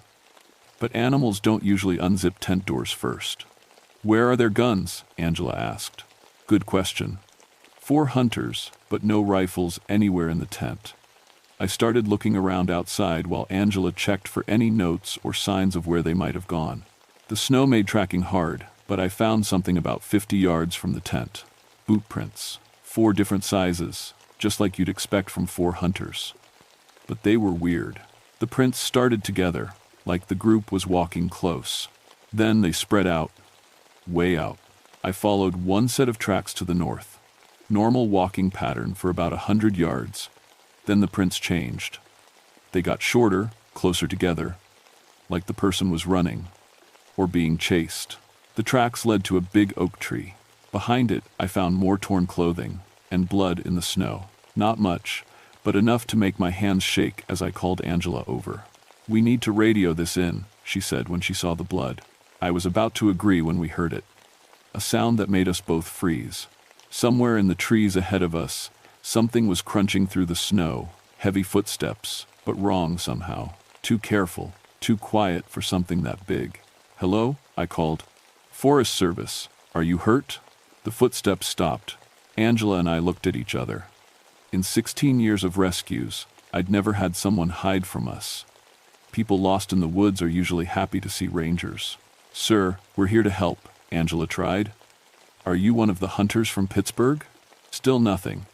But I could feel something watching us. You know that feeling when eyes are on you? It was like that, but stronger. Like being watched by something very patient and very hungry. The footsteps started again, but moving away now, deeper into the trees. "Should we follow?" Angela whispered.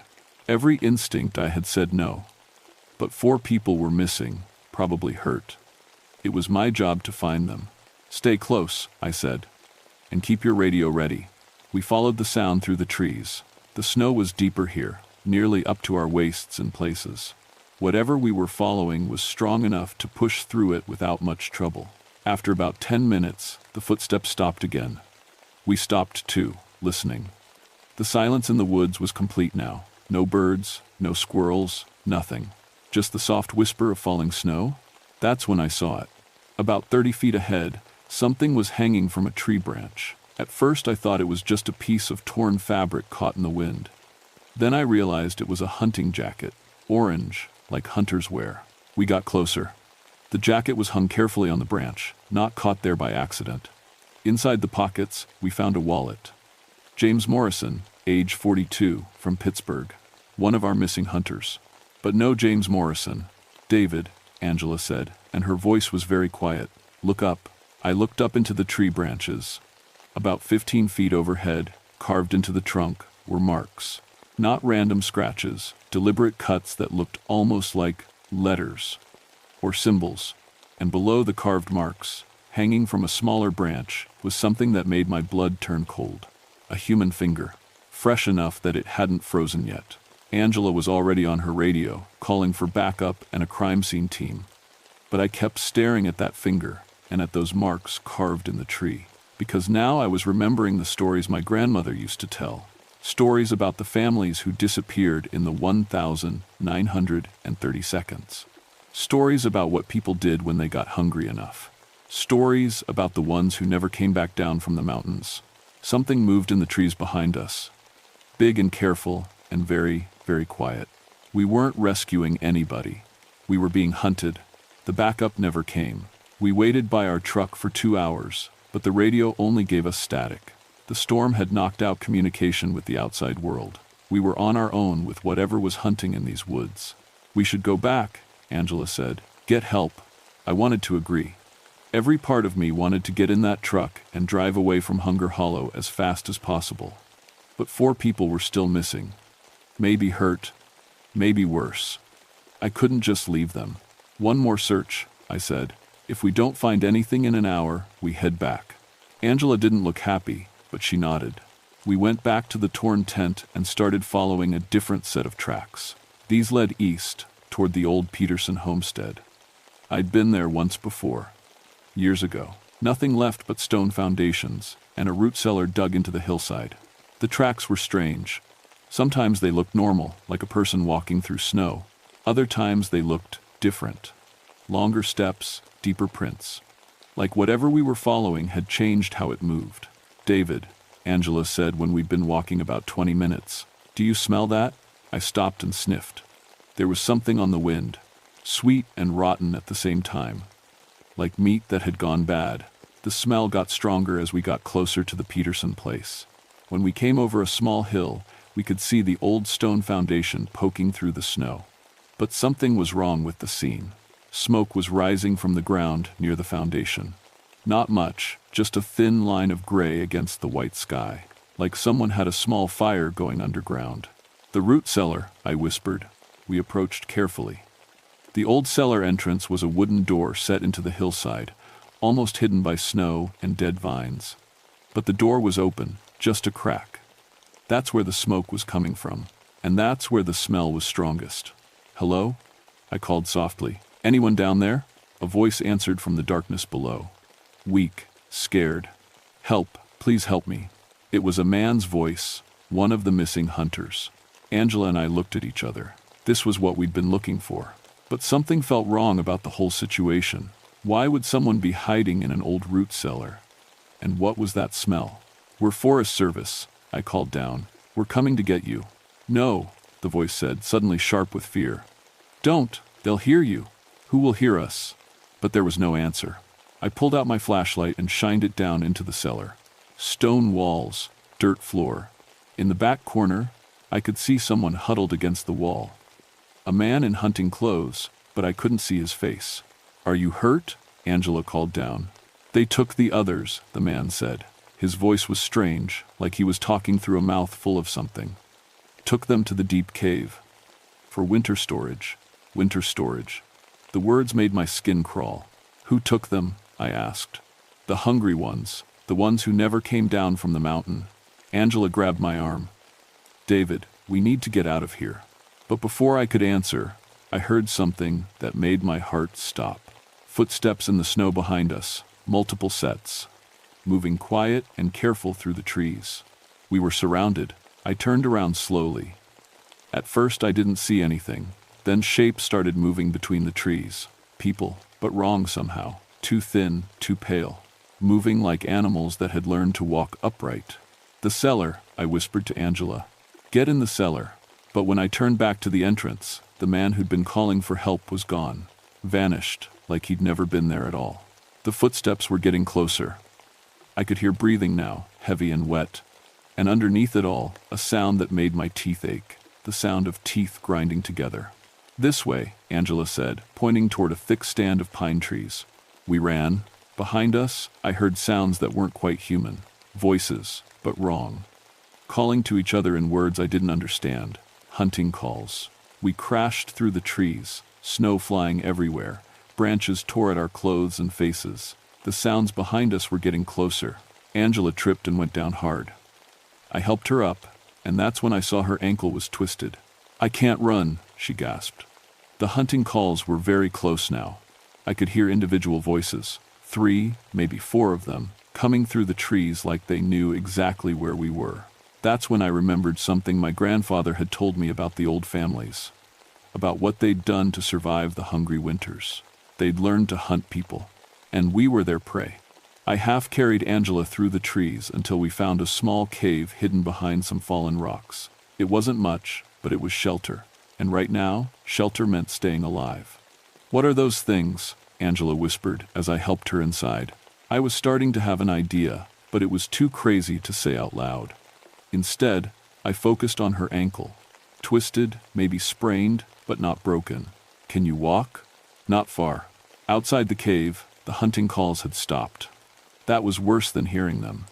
It meant whatever was out there was close enough that they didn't need to coordinate anymore. I peered out through a gap in the rocks. The woods looked empty, but I knew better. They were out there, watching, waiting. "David," Angela said quietly. "In the cellar, that man who was calling for help, did you see his face?" "No." "Why?" "Because I don't think he was asking us for help. I think he was calling for help from them." The cold feeling in my chest got worse. Because she was right. The voice had been too calm, too practiced. Like bait. That's when I heard my name being called. David Hollowtree. The voice came from right outside our hiding spot. An old woman's voice, cracked and dry. "I know you're in there, David. I know your family." My blood turned to ice water. "Your grandfather sold us food during the hungry winter. Salt, pork, and cornmeal when everyone else was dying. Good man, your grandfather." I knew that voice. I'd heard it in dreams sometimes, in memories I thought were just childhood nightmares. "Aunt Mary?" I whispered. Angela stared at me. "You know her?" "Aunt Mary Peterson, my grandfather's sister. She disappeared in 1932 with her whole family when I was just a baby. Everyone said they'd moved to the city. Everyone lied. Come out, David. Come out and see what we've become." Against every instinct screaming in my head, I pushed aside the rocks and stepped outside. Angela tried to stop me, but I had to see. She stood about 10 feet away in the snow, still recognizable as Aunt Mary, but changed. Thin like a starving person, but strong-looking too. Her skin was pale gray, almost white. Her teeth were yellow and filed to points. And she wasn't alone. 3 others stood with her. 2 men and a woman, all changed the same way. All watching me with hungry eyes that held too much intelligence.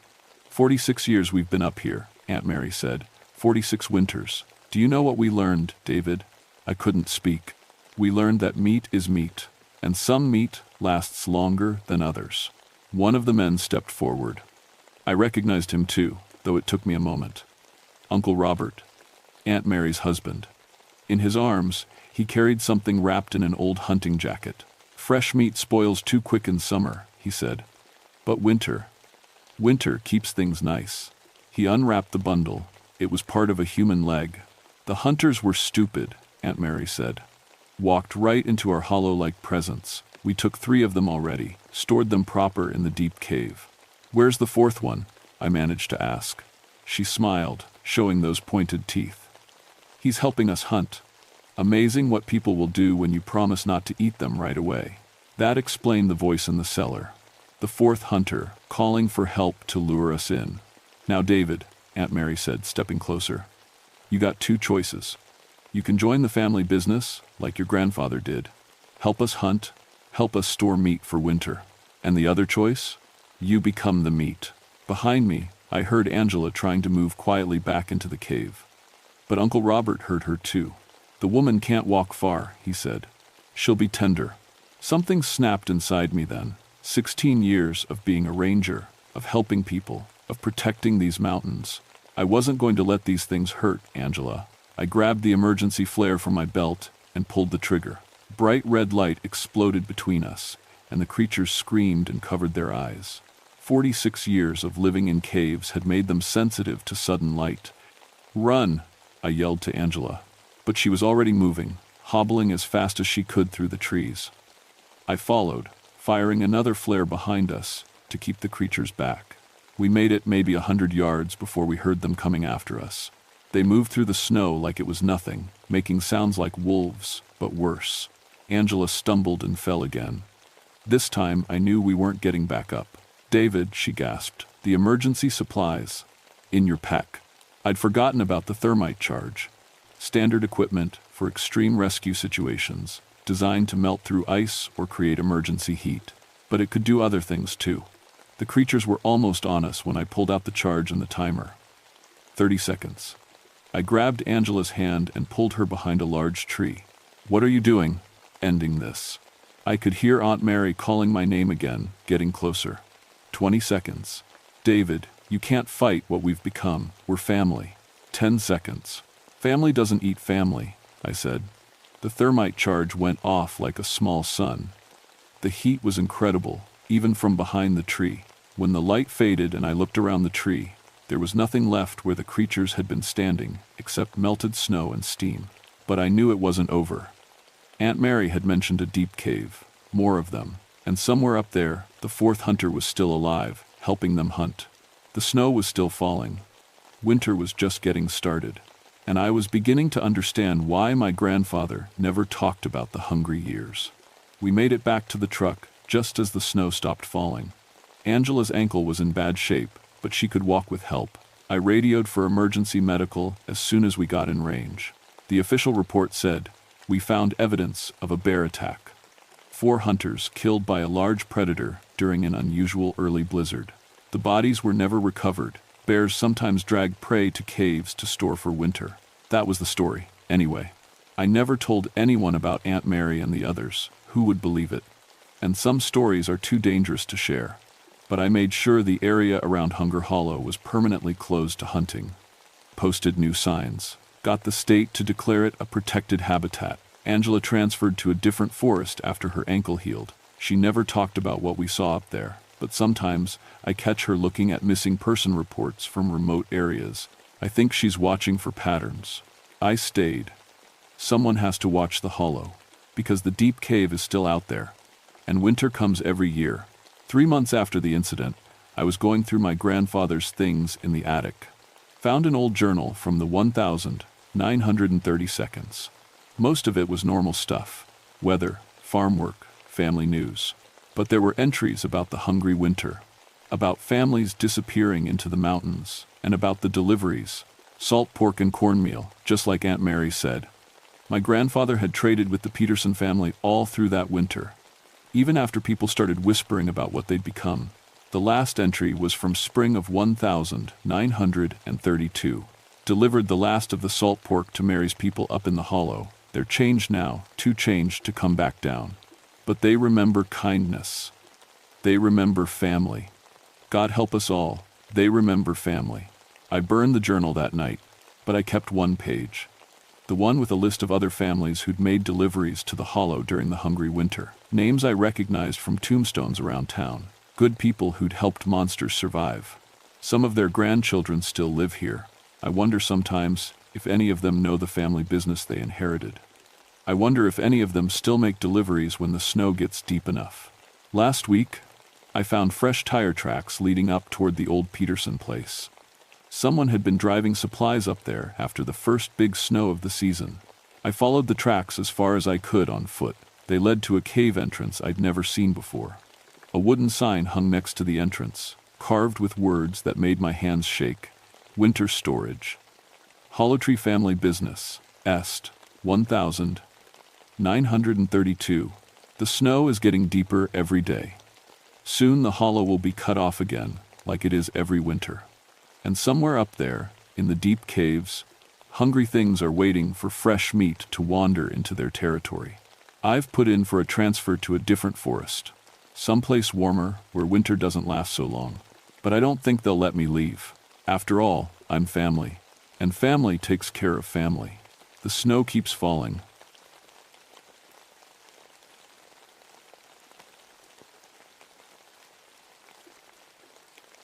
My name is William Shadowbrook, and I've been a park ranger for 19 years. People always ask about the weird stuff you see out in the wilderness, and most of the time I just smile and change the subject. But what happened in October of 1983 changed everything I thought I knew about the world. I work in the Great Smoky Mountains National Park, specifically around the Cataract Falls region in Tennessee. It's beautiful country, but it's also old, really old. The Cherokee called this place home for thousands of years before anyone else showed up, and some of their sacred sites are still scattered throughout my patrol area. Before I became a ranger, I studied anthropology in college.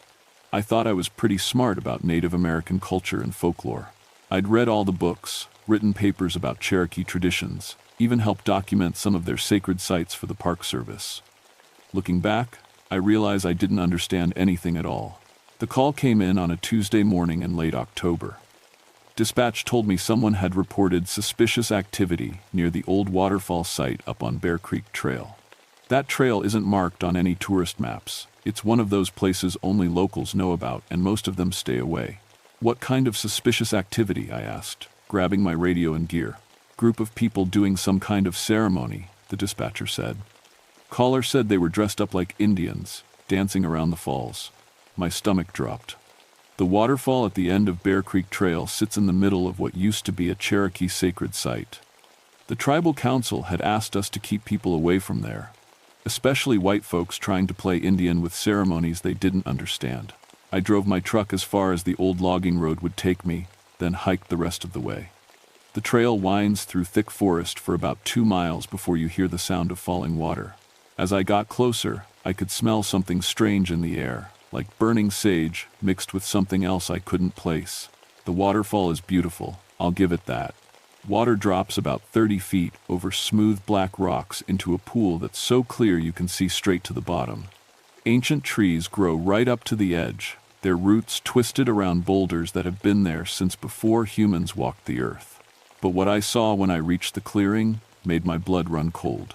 7 people sat in a perfect circle around the pool, all wearing what looked like Cherokee clothing, feathers, beadwork, the whole deal.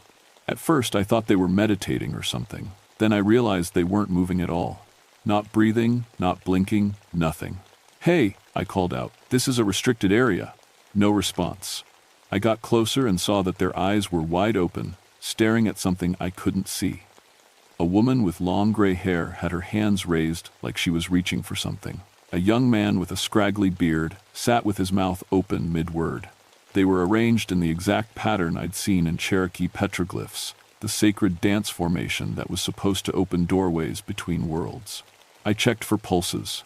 Everyone was alive, but barely there. It was like their minds had just left. That's when I noticed the ground around them.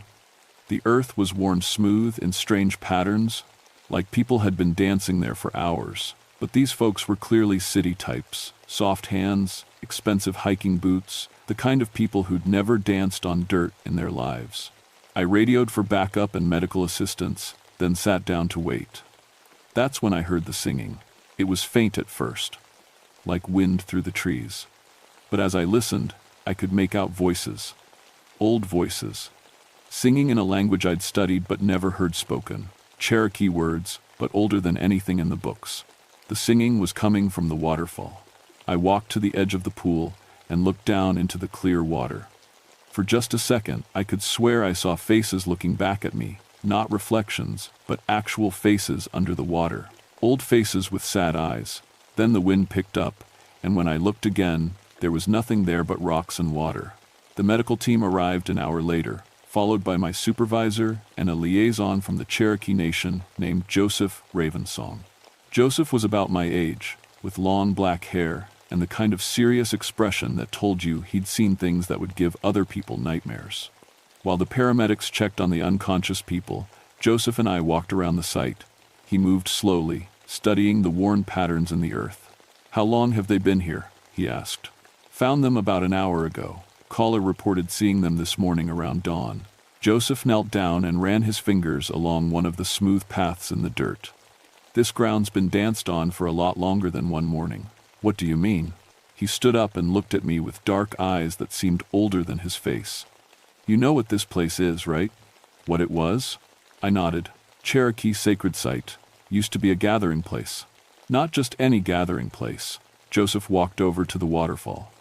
"This is where they held the ghost dance ceremonies for the people who died on the Trail of Tears. Families would come here to call back the spirits of relatives who died during the forced march." I felt a chill run down my spine. "That's just folklore, though. Legend." Joseph looked at me like I'd just said something incredibly stupid.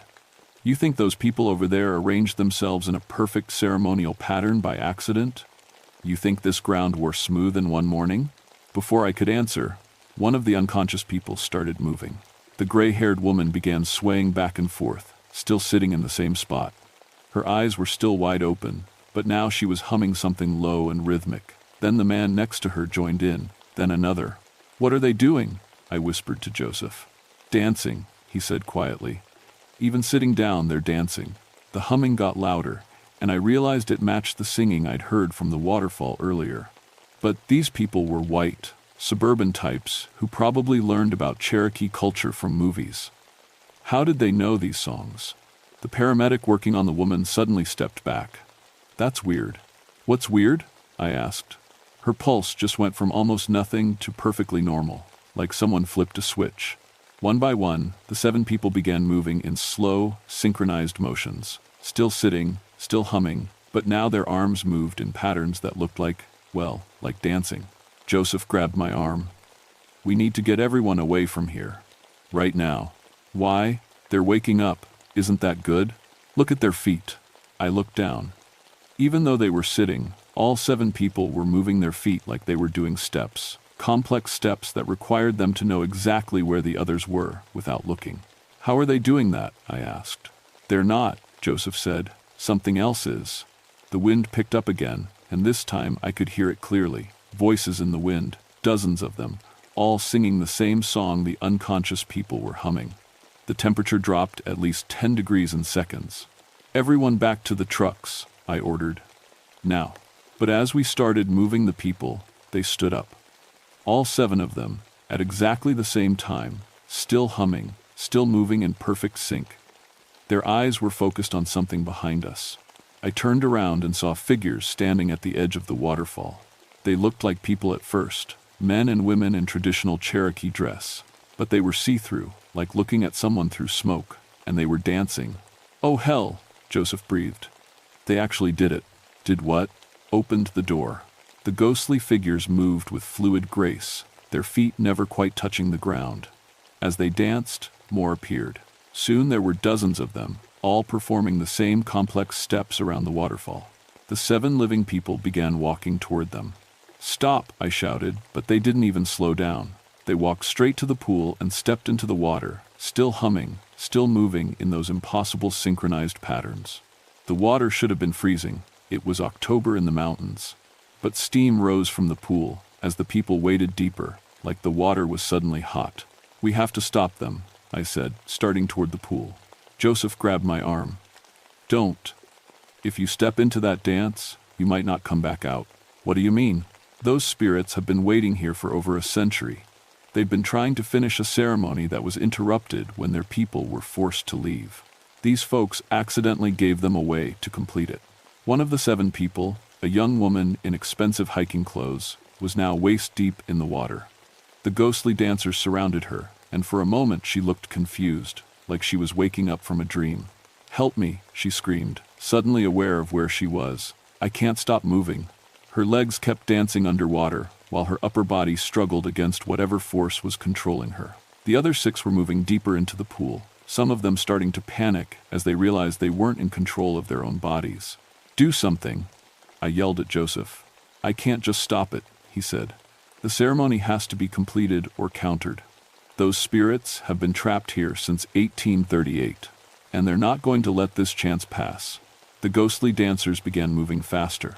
The living people in the water matched their pace exactly, even though some of them were now crying and begging for help. The water around them started glowing with a soft, blue light. I'd seen enough supernatural movies to know this wasn't going to end well. "How do we counter it?" "I'd need someone who knows the traditional closing dance," Joseph said. "And they'd have to perform it perfectly, or what? Or those 7 people become permanent vessels for the spirits, and the door between worlds stays open forever."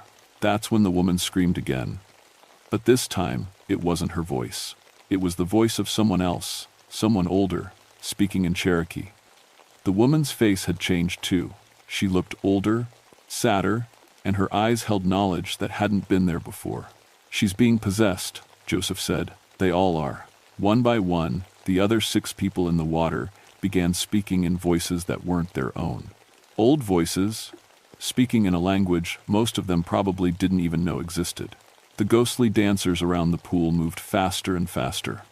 With each step, they became more solid, more real. And with each step, the living people in the water became more like ghosts. "This is really happening, isn't it?" I said. "Spirits and ghosts and all of it." Joseph nodded. "My grandmother told stories about this place. She said the spirits of the people who died on the Trail of Tears never left. They'd been waiting here, trying to finish their last dance. What was the dance supposed to do?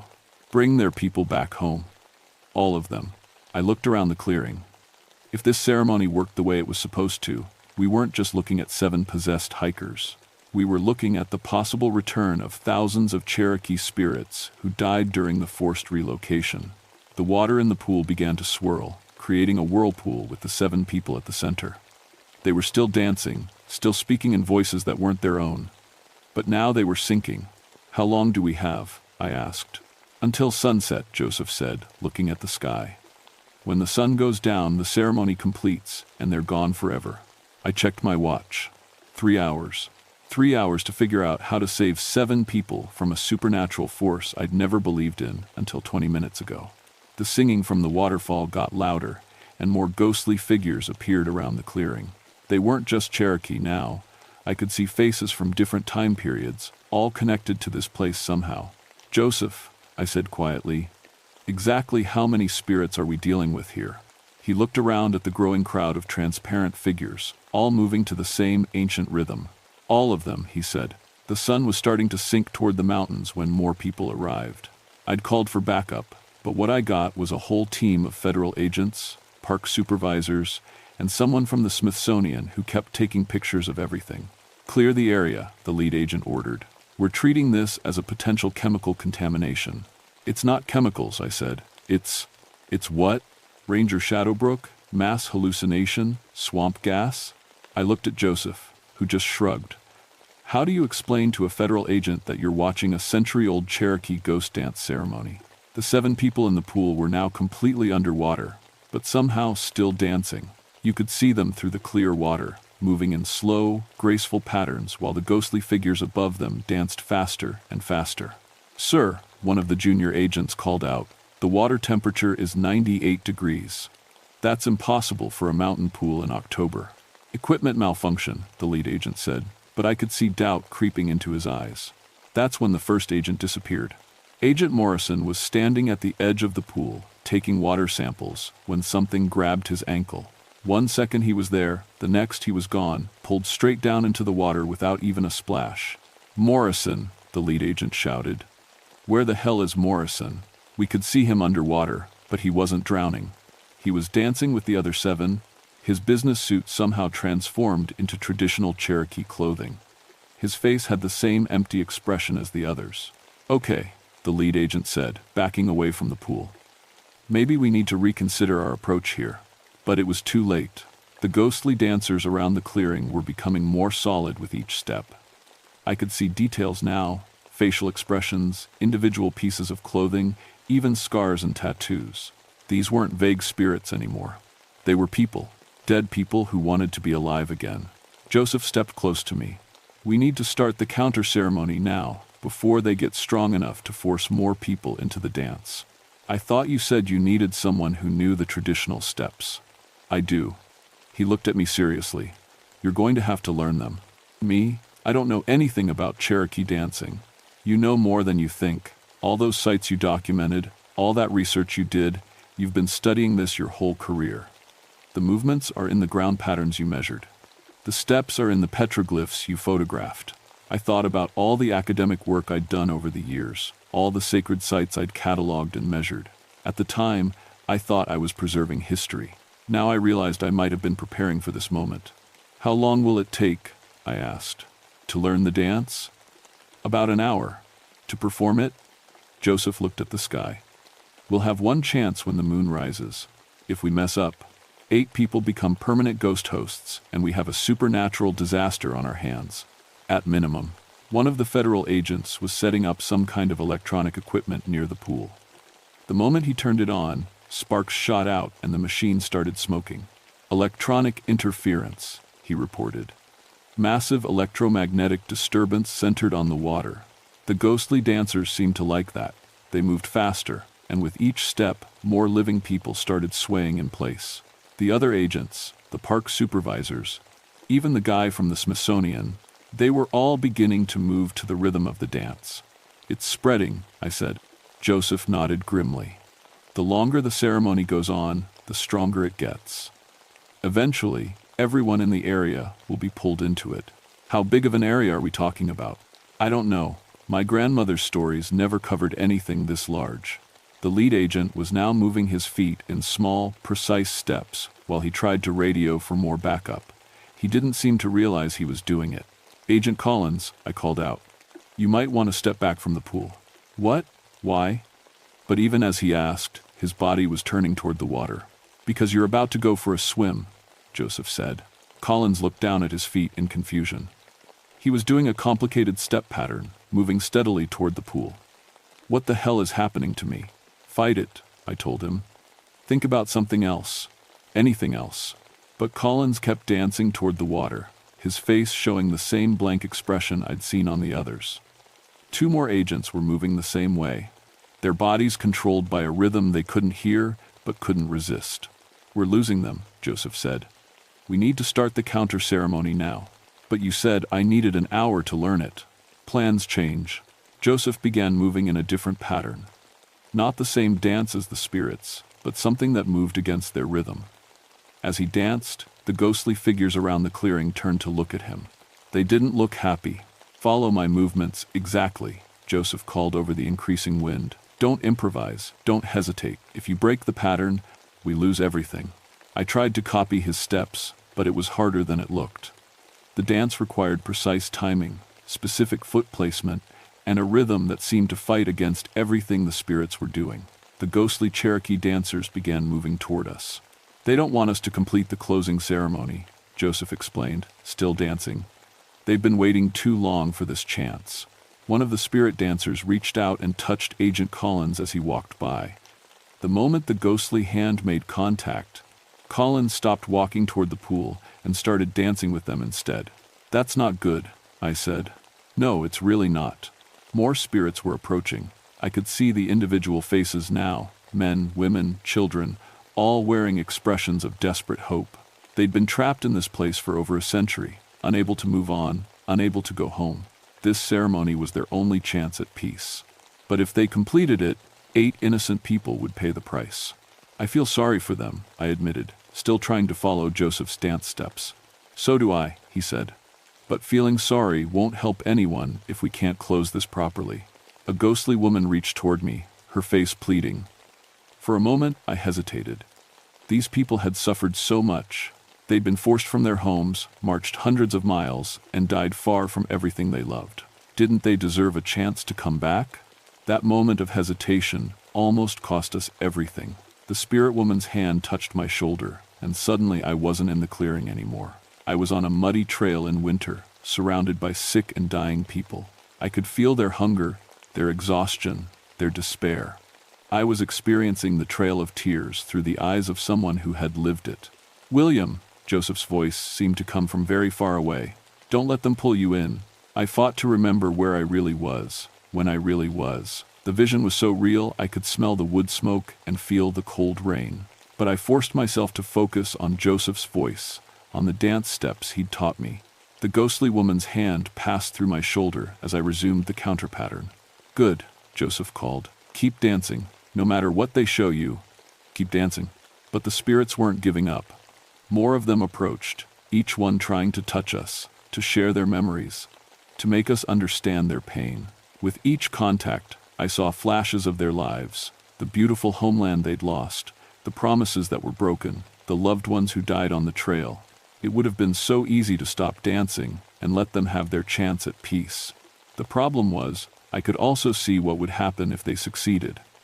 The 8 people in the pool weren't just being possessed, they were being replaced.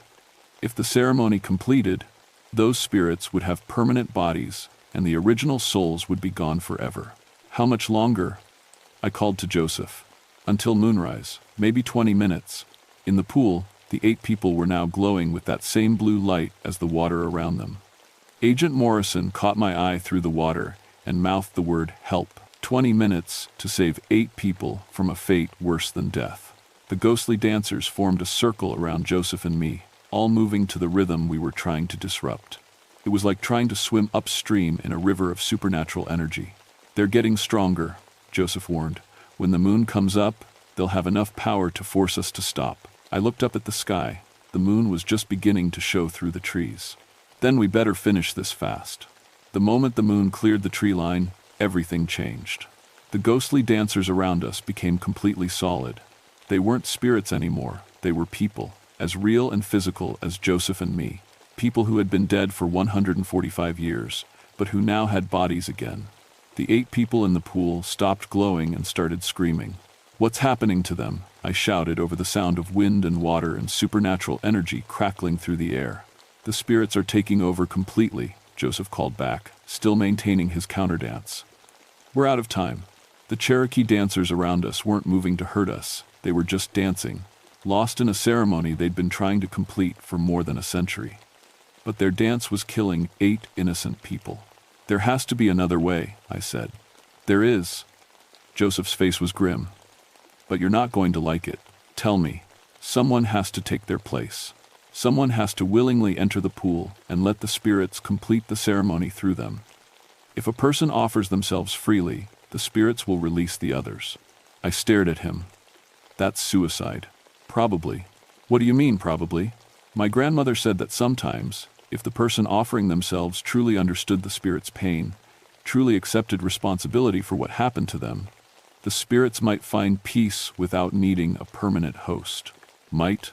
It's never been tested. In the pool, Agent Morrison was floating face down, but somehow still breathing. The others were arranged in a perfect circle underwater, all moving in synchronized patterns that looked like underwater ballet. How long do they have? I asked. Minutes. When the ceremony completes, their souls will be displaced forever. I looked around at the Cherokee dancers. Now that they were solid, I could see them clearly. Men, women, children, elders, whole families who had died together on the Trail of Tears. They weren't evil.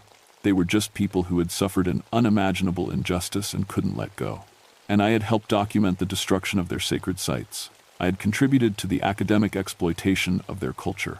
In a way, I was part of the long line of people who had taken from them without permission.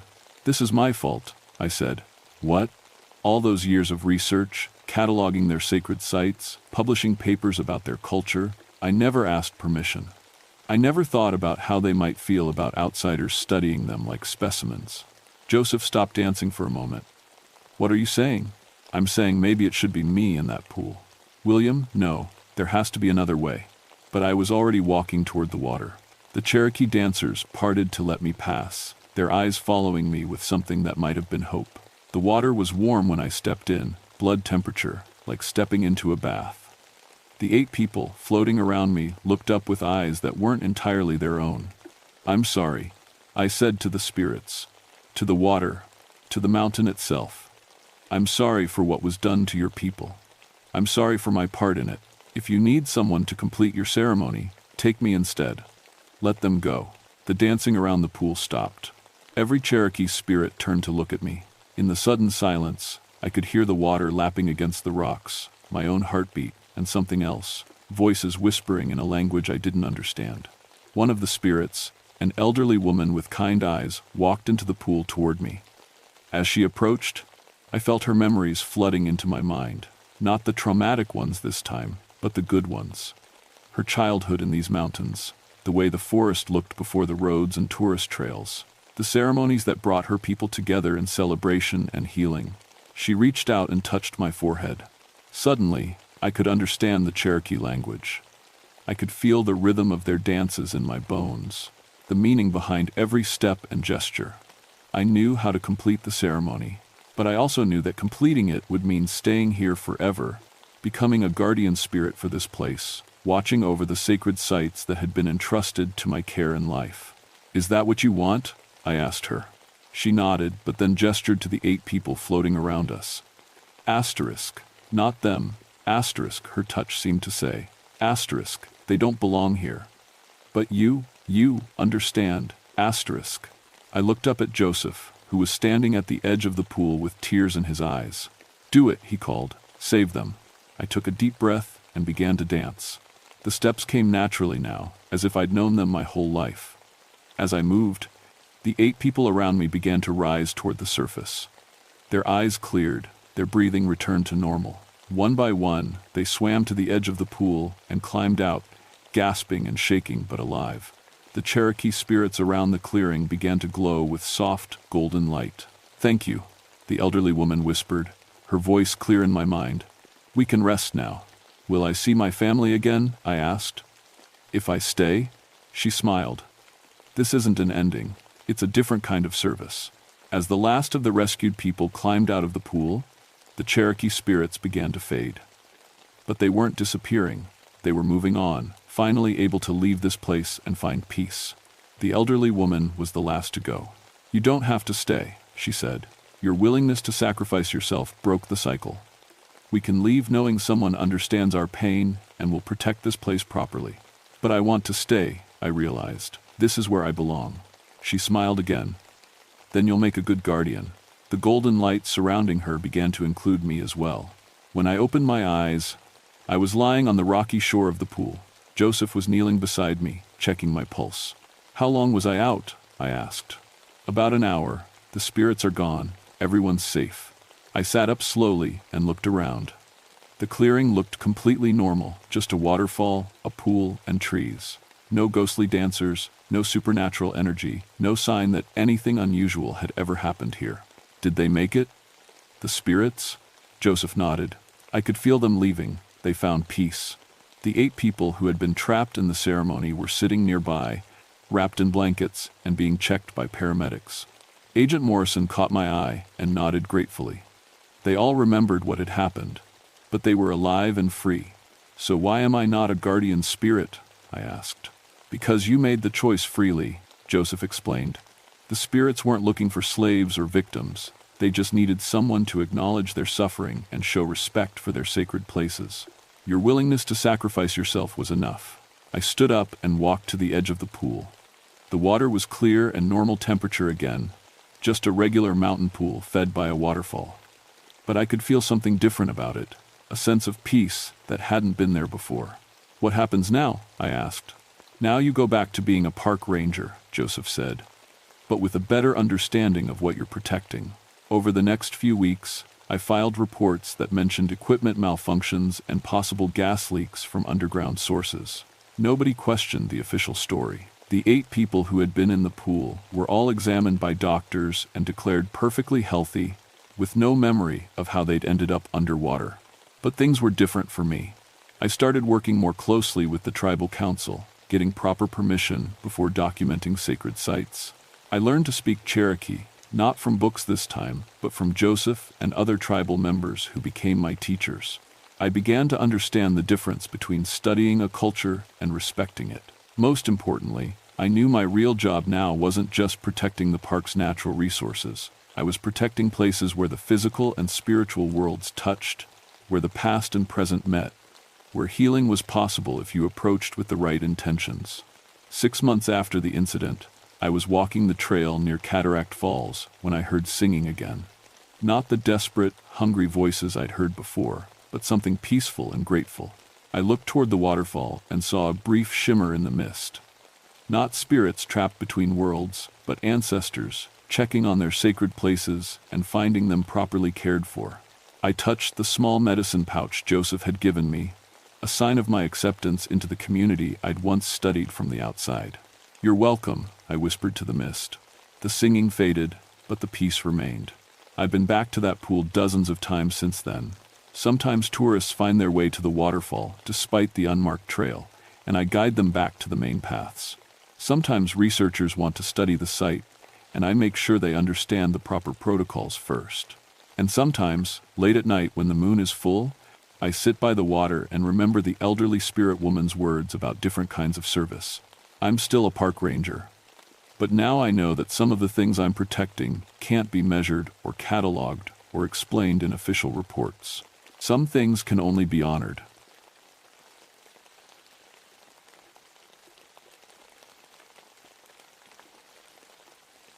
My name is Marcus Ironbound, and I've been a ranger for 15 years now. People think that's a funny last name for someone who works in the woods, but it makes perfect sense when you know my story. My daddy worked the steel mills before I was born, and that iron got into our family's blood. When he died in a mill accident, machinery that couldn't possibly malfunction, according to the safety reports, I swore I'd spend my life keeping people safe from industrial dangers. Now I work the Cherokee National Forest in Tennessee, specializing in hazardous materials and industrial site safety. Most folks don't realize how much old industry is scattered through these mountains. Abandoned mines, forgotten foundries, rusted equipment left to rot when the companies moved on. My job is making sure hikers and campers don't stumble into something that could hurt them. I thought I knew every danger these mountains could throw at me.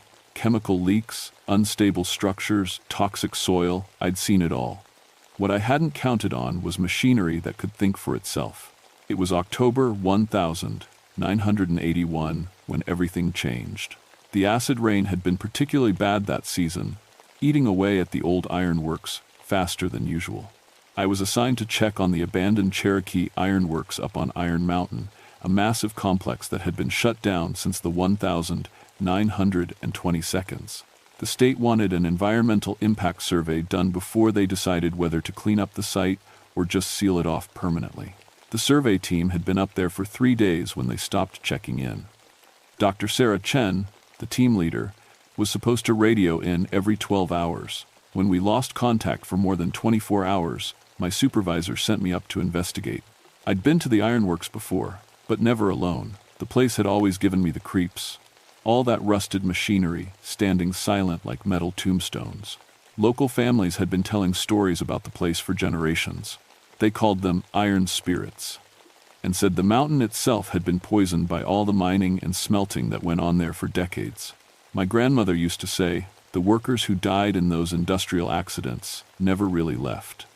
Their souls got mixed up with the molten iron somehow, trapped in the very metal they'd worked with their whole lives. I always figured it was just mountain folklore, the kind of stories people tell to keep their kids away from dangerous places. The drive up took 2 hours on winding forest roads. As I got higher up the mountain, I started noticing things that didn't seem right. The trees closest to the ironworks looked sick, not just from acid rain, but like something was draining the life right out of them. Their leaves had turned a rusty brown color, even though it was still early fall. When I finally reached the main gate of the ironworks, I found Dr. Chen's team van parked outside, but no sign of the team. The gate was standing wide open, which was strange because I'd helped install new locks on it just last month. The chain had been cut clean through, but the metal looked like it had been heated to white-hot temperatures and then cooled quickly. No bolt cutters could have made a cut that smooth. I radioed back to headquarters and told them I was going in to look for the survey team. My supervisor reminded me to follow standard hazmat protocols: full protective gear, air monitoring equipment, emergency beacon. I suited up and checked my instruments. Everything was reading normal. No toxic gases, no unusual radiation, no chemical leaks detected. But as I walked through that gate and into the ironworks proper, every instinct I'd developed in 15 years of ranger work started screaming that something was very, very wrong. The Cherokee Ironworks covered about 50 acres of mountainside, with the main foundry building rising 5 stories into the gray October sky. Smaller structures were scattered around it like metal mushrooms: forges, storage sheds, workers' quarters that had been abandoned so long they were more rust than building. What struck me first was how quiet it was. Not normal forest quiet, but the kind of silence that makes your ears ring. No birds, no insects, no wind through the trees. Just the sound of my own breathing inside the protective mask and the crunch of gravel under my boots. I followed the path the survey team would have taken, checking my scanner for any sign of their equipment. About 100 yards from the main foundry, I found the first piece: Dr. Chen's geological survey kit, scattered across the ground like someone had dropped it and run. But when I knelt down to examine it more closely, I saw something that made my blood go cold. The metal instruments, the calipers, the sample containers, even the steel clips on the notebooks had been crushed. Not bent or broken, but actually compressed into tight little balls of metal, like someone had squeezed them in a giant's fist. The force required to do that would be enormous, and I couldn't think of any machinery on the site that was still operational. I radioed in my findings and continued deeper into the complex. The path led toward the main foundry, where the real ironworking had been done. As I got closer, I started hearing sounds that didn't make sense. At first, it was just a low humming noise, like electrical equipment running. But the ironworks had been disconnected from the power grid for 60 years. Then, I heard what sounded like machinery operating: the rhythmic pounding of hammers, the whoosh of bellows feeding air to forges. Impossible sounds from equipment that couldn't possibly be working. I rounded the corner of the main foundry and saw something that stopped me in my tracks.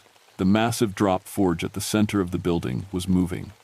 The enormous hammer, which had to weigh several tons, was rising and falling in a steady rhythm, striking the anvil below with tremendous force. But there were no power lines connected to it, no motor running, no operator controlling it. It was just working, like it had been doing every day for the past 60 years. And caught beneath that hammer was something that had once been a human being. I ran toward the forge, shouting into my radio for emergency medical support.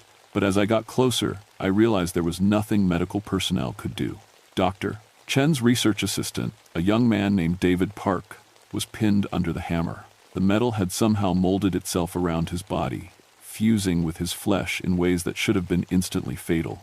But his eyes were open, and they tracked my movement as I approached. His mouth moved, trying to form words, but no sound came out. Then I heard a voice that seemed to come from the machinery itself, speaking in David's tone, but with a strange metallic echo. Can't leave. The work must finish. The work.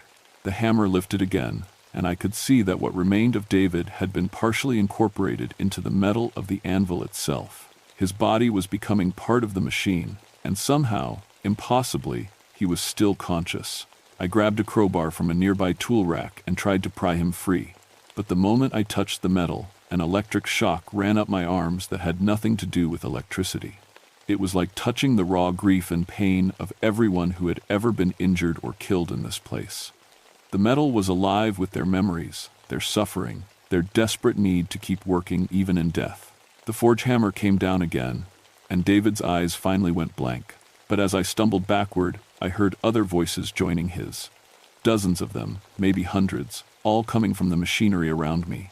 The entire foundry was speaking with the voices of dead workers, and they all had the same message. The work must continue. The work must never stop. Join us. Join us in the iron. I ran. I'm not ashamed to admit it. I dropped my equipment and ran back toward the gate as fast as my legs would carry me. While behind me, the sounds of impossible machinery grew louder and louder. The whole ironworks was coming to life, powered by something that had nothing to do with electricity or steam or anything I understood. But as I reached my truck and grabbed the radio to call for backup, I realized I had a bigger problem than just one dead survey team member. Because scattered around the entrance to the ironworks were 4 more sets of crushed survey equipment, and I could hear 4 more voices calling from different parts of the complex. Dr. Chen's entire team was still in there, and they were all still alive. I should have waited for backup. That's what the manual says, what 15 years of training had drilled into me. But I could hear those voices calling from the ironworks, and I knew that whatever was happening to Dr. Chen's team was going to get worse if I didn't act fast. I called in my location and requested immediate assistance, then grabbed my emergency kit and headed back through the gate. This time I was ready for what I might find, or at least I thought I was. The sounds of machinery had grown louder and more complex. It wasn't just the drop forge anymore. I could hear conveyor belts running, steam hammers pounding, the roar of furnaces that should have been cold for decades. The whole foundry complex was operating at full capacity. But there were no workers, no raw materials, no purpose for the production except the production itself. I followed the sound of Dr. Chen's voice toward the rolling mill, a long building where iron ingots would have been shaped into sheets and bars. As I got closer, I could make out what she was saying. Technical specifications, measurements, quality control reports. She was reciting the kind of information a supervisor would need to keep a mill running efficiently. I found her in the main rolling room, standing at a control panel that hadn't been functional since the Coolidge administration. Her hands moved over switches and levers that weren't connected to anything, but somehow the massive rolling machinery responded to her commands. Steel rollers the size of telephone poles turned in perfect synchronization, processing invisible raw materials into invisible finished products. But Dr. Chen herself was no longer entirely human. Her skin had taken on a metallic sheen, and when she turned to look at me, I could see that her eyes had changed color to the deep orange of heated iron. She spoke in her own voice, but with that same metallic undertone I'd heard from David. "Marcus," she said, "we've been waiting for you. The work requires proper supervision. Safety protocols must be maintained." She gestured toward the rolling mill, and I saw what she meant. The other 3 members of her team were positioned at different stations throughout the machinery. They were operating equipment with their bare hands, their bodies partially merged with the metal controls. One man's arm had become part of a gear assembly, turning with mechanical precision. A woman's torso had fused with a steam gauge, her chest rising and falling in rhythm with the pressure readings. They were all conscious, all aware, all continuing their professional duties, even as they became part of the machinery itself, and they seemed content. That was the most horrifying part. They'd found their purpose, their place in the great work of the Iron Mountain, and they were happy to serve. "You understand industrial safety, Doctor," Chen continued, her voice taking on an increasingly mechanical tone. "You know how important it is to prevent accidents. Help us make this place safe again. Help us finish the work." I backed away from her, but everywhere I turned, I found more impossibilities.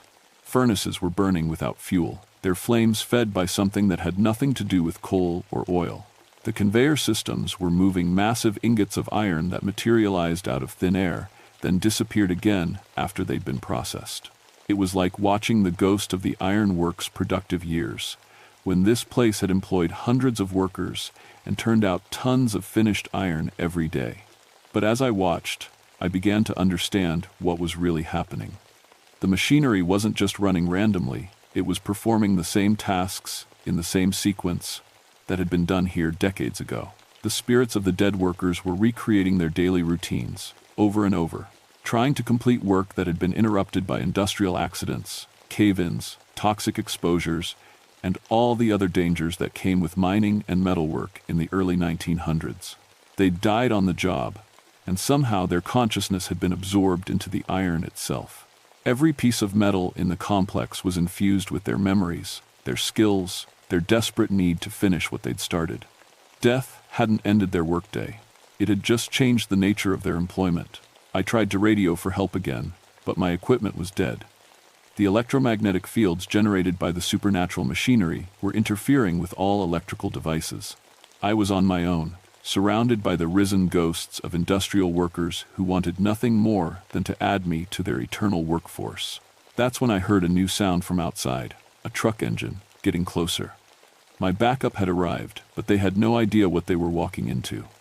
I had to warn them, had to get them away from this place before they ended up like Dr. Chen's team. I ran toward the main entrance, but the machinery seemed to sense my intention. Conveyor belts shifted to block my path. Steam pipes burst open, filling the air with scalding vapor. The very building itself was trying to keep me from leaving, trying to force me to take my place in the production line. Behind me, I could hear Dr. Chen calling, "Don't fight it, Marcus. You know this work. Your father knew this work. Come home to the iron." And that's when I realized why this place had called to me specifically. It wasn't just because I was the ranger assigned to industrial safety. It was because my father's death in that steel mill accident hadn't been an accident at all. It had been a recruitment. And now it was my turn to join the family business. The truck outside belonged to Carol Steelwright, the industrial hygienist who'd been assigned to assist with the environmental survey. She was everything I wasn't: city-trained, book-smart, full of theories about proper hazmat procedures, but she was also the only backup available on short notice. And right now I was grateful for any help I could get. I managed to intercept her before she got too close to the main buildings. One look at my face told her something had gone seriously wrong. "What happened to the survey team?" she asked, pulling on her protective gear. "They're still alive," I said. "That's the problem." I gave her the short version as we approached the foundry complex, but I could tell she thought I was suffering from some kind of chemical exposure. Talking machines, workers fused with iron, supernatural production lines. It all sounded crazy until you saw it with your own eyes. The sounds of machinery had grown even louder while I was away. Now the entire complex was operating in perfect harmony, like a symphony orchestra made of steel and steam. But as we got closer to the main foundry, Carol's expression changed. Her instruments were picking up readings that didn't make sense. Massive electromagnetic disturbances, temperature variations that shouldn't exist, air pressure changes that defied physics. "This is impossible," she muttered, staring at her scanner.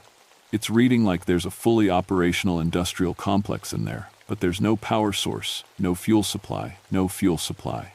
She stopped talking when she saw the drop forge. David Park's body was no longer recognizably human. He'd been completely integrated into the machinery, his consciousness now distributed throughout the metal framework. But the forge itself was working more efficiently than it ever had when it was new. Every strike of the hammer was perfectly timed, every piece of hot iron shaped with impossible precision. "My God," Carol whispered. "How is this possible?" "My grandmother used to tell stories," I said, "about workers who died in industrial accidents, whose souls got mixed up with the molten metal. I always thought they were just stories. Souls don't have mass," Carol said automatically. "They can't interact with physical matter. This has to be some kind of magnetic phenomenon, or maybe piezoelectric effects from the iron ore deposits." She was still trying to find a scientific explanation when Dr. Chen appeared at the entrance to the rolling mill. But Dr. Chen had changed even more in the short time I'd been away. Her transformation was nearly complete now. Skin like burnished steel, eyes that glowed with the heat of the forge, movements that matched the rhythm of the machinery around her. "Carol Steelwright," she said, and somehow she knew Carol's name without being introduced. "We've been expecting you. The quality control systems need proper calibration." Carol raised her instruments toward Dr. Chen, trying to get readings on whatever process was transforming her. But the moment her scanner locked onto Dr. Chen's biosignature, something in the machinery responded. The nearest steam hammer began moving toward us, its massive weight poised to crush anything that got in its way. "Run!" I shouted, grabbing Carol's arm. We dodged between pieces of moving equipment, the entire foundry coming alive around us. But this wasn't random violence. It was purposeful, coordinated, like the machinery was trying to capture us rather than kill us. The workers' spirits wanted us alive so they could add us to their eternal production line. As we ran, I started to understand the full scope of what had happened here. The Cherokee Ironworks hadn't been abandoned in the 1,920 seconds. It had been sealed off after a series of accidents that killed dozens of workers in a single week. But instead of properly investigating those deaths, the company had just walked away, leaving the workers' bodies buried in the rubble and their spirits trapped in the iron they'd died working with. For 60 years, those spirits had been trying to complete their final work orders, but they couldn't do it alone. They needed living supervisors, living technicians, living safety inspectors to help them finish what they'd started. And anyone with industrial experience who came too close to the site would be absorbed into their workforce. We made it to the main administration building, an older structure that seemed less affected by the supernatural activity. Inside, Carol set up her equipment while I tried to figure out our options. We could try to run for it, but the spirits seemed able to control every piece of metal in the complex, including our truck. We could try to radio for help, but our communications were still being jammed. There has to be a way to stop this, Carol said, studying her readings. Some kind of electromagnetic pulse, or maybe a way to disrupt whatever energy source is powering the manifestation. It's not electromagnetic, I said. It's grief. It's 60 years of unfinished business and workers who died before their time. That's when I realized what my grandmother's stories had really been trying to tell me. The iron spirits weren't evil. They were just trying to do their jobs. They'd been killed in accidents caused by unsafe working conditions, inadequate safety protocols, corporate negligence. All they wanted was to complete their work in a way that honored their sacrifice. What if we don't try to stop them? I said. What if we help them finish? Carol looked at me like I'd lost my mind. Help them? Marcus, they're trying to turn us into metal sculptures. No, I said, understanding finally dawning. They're trying to make us supervisors. They need someone who understands proper safety protocols to help them complete their work without anyone else getting hurt. It was a crazy idea, but it was the only one that made sense of what I'd seen. The spirits weren't trying to harm us. They were trying to recruit us. And if we could figure out what work they needed to finish, maybe we could find a way to help them do it safely. The sound of approaching machinery told us our time was up. Dr. Chen and her transformed team were coming for us, and this time they weren't taking no for an answer. I made a decision that went against every piece of safety training I'd ever received. Instead of running from Dr. Chen and her team, I walked out to meet them. You want proper safety supervision? I called out over the noise of the machinery. Then, let's do this right. Show me what work needs to be completed.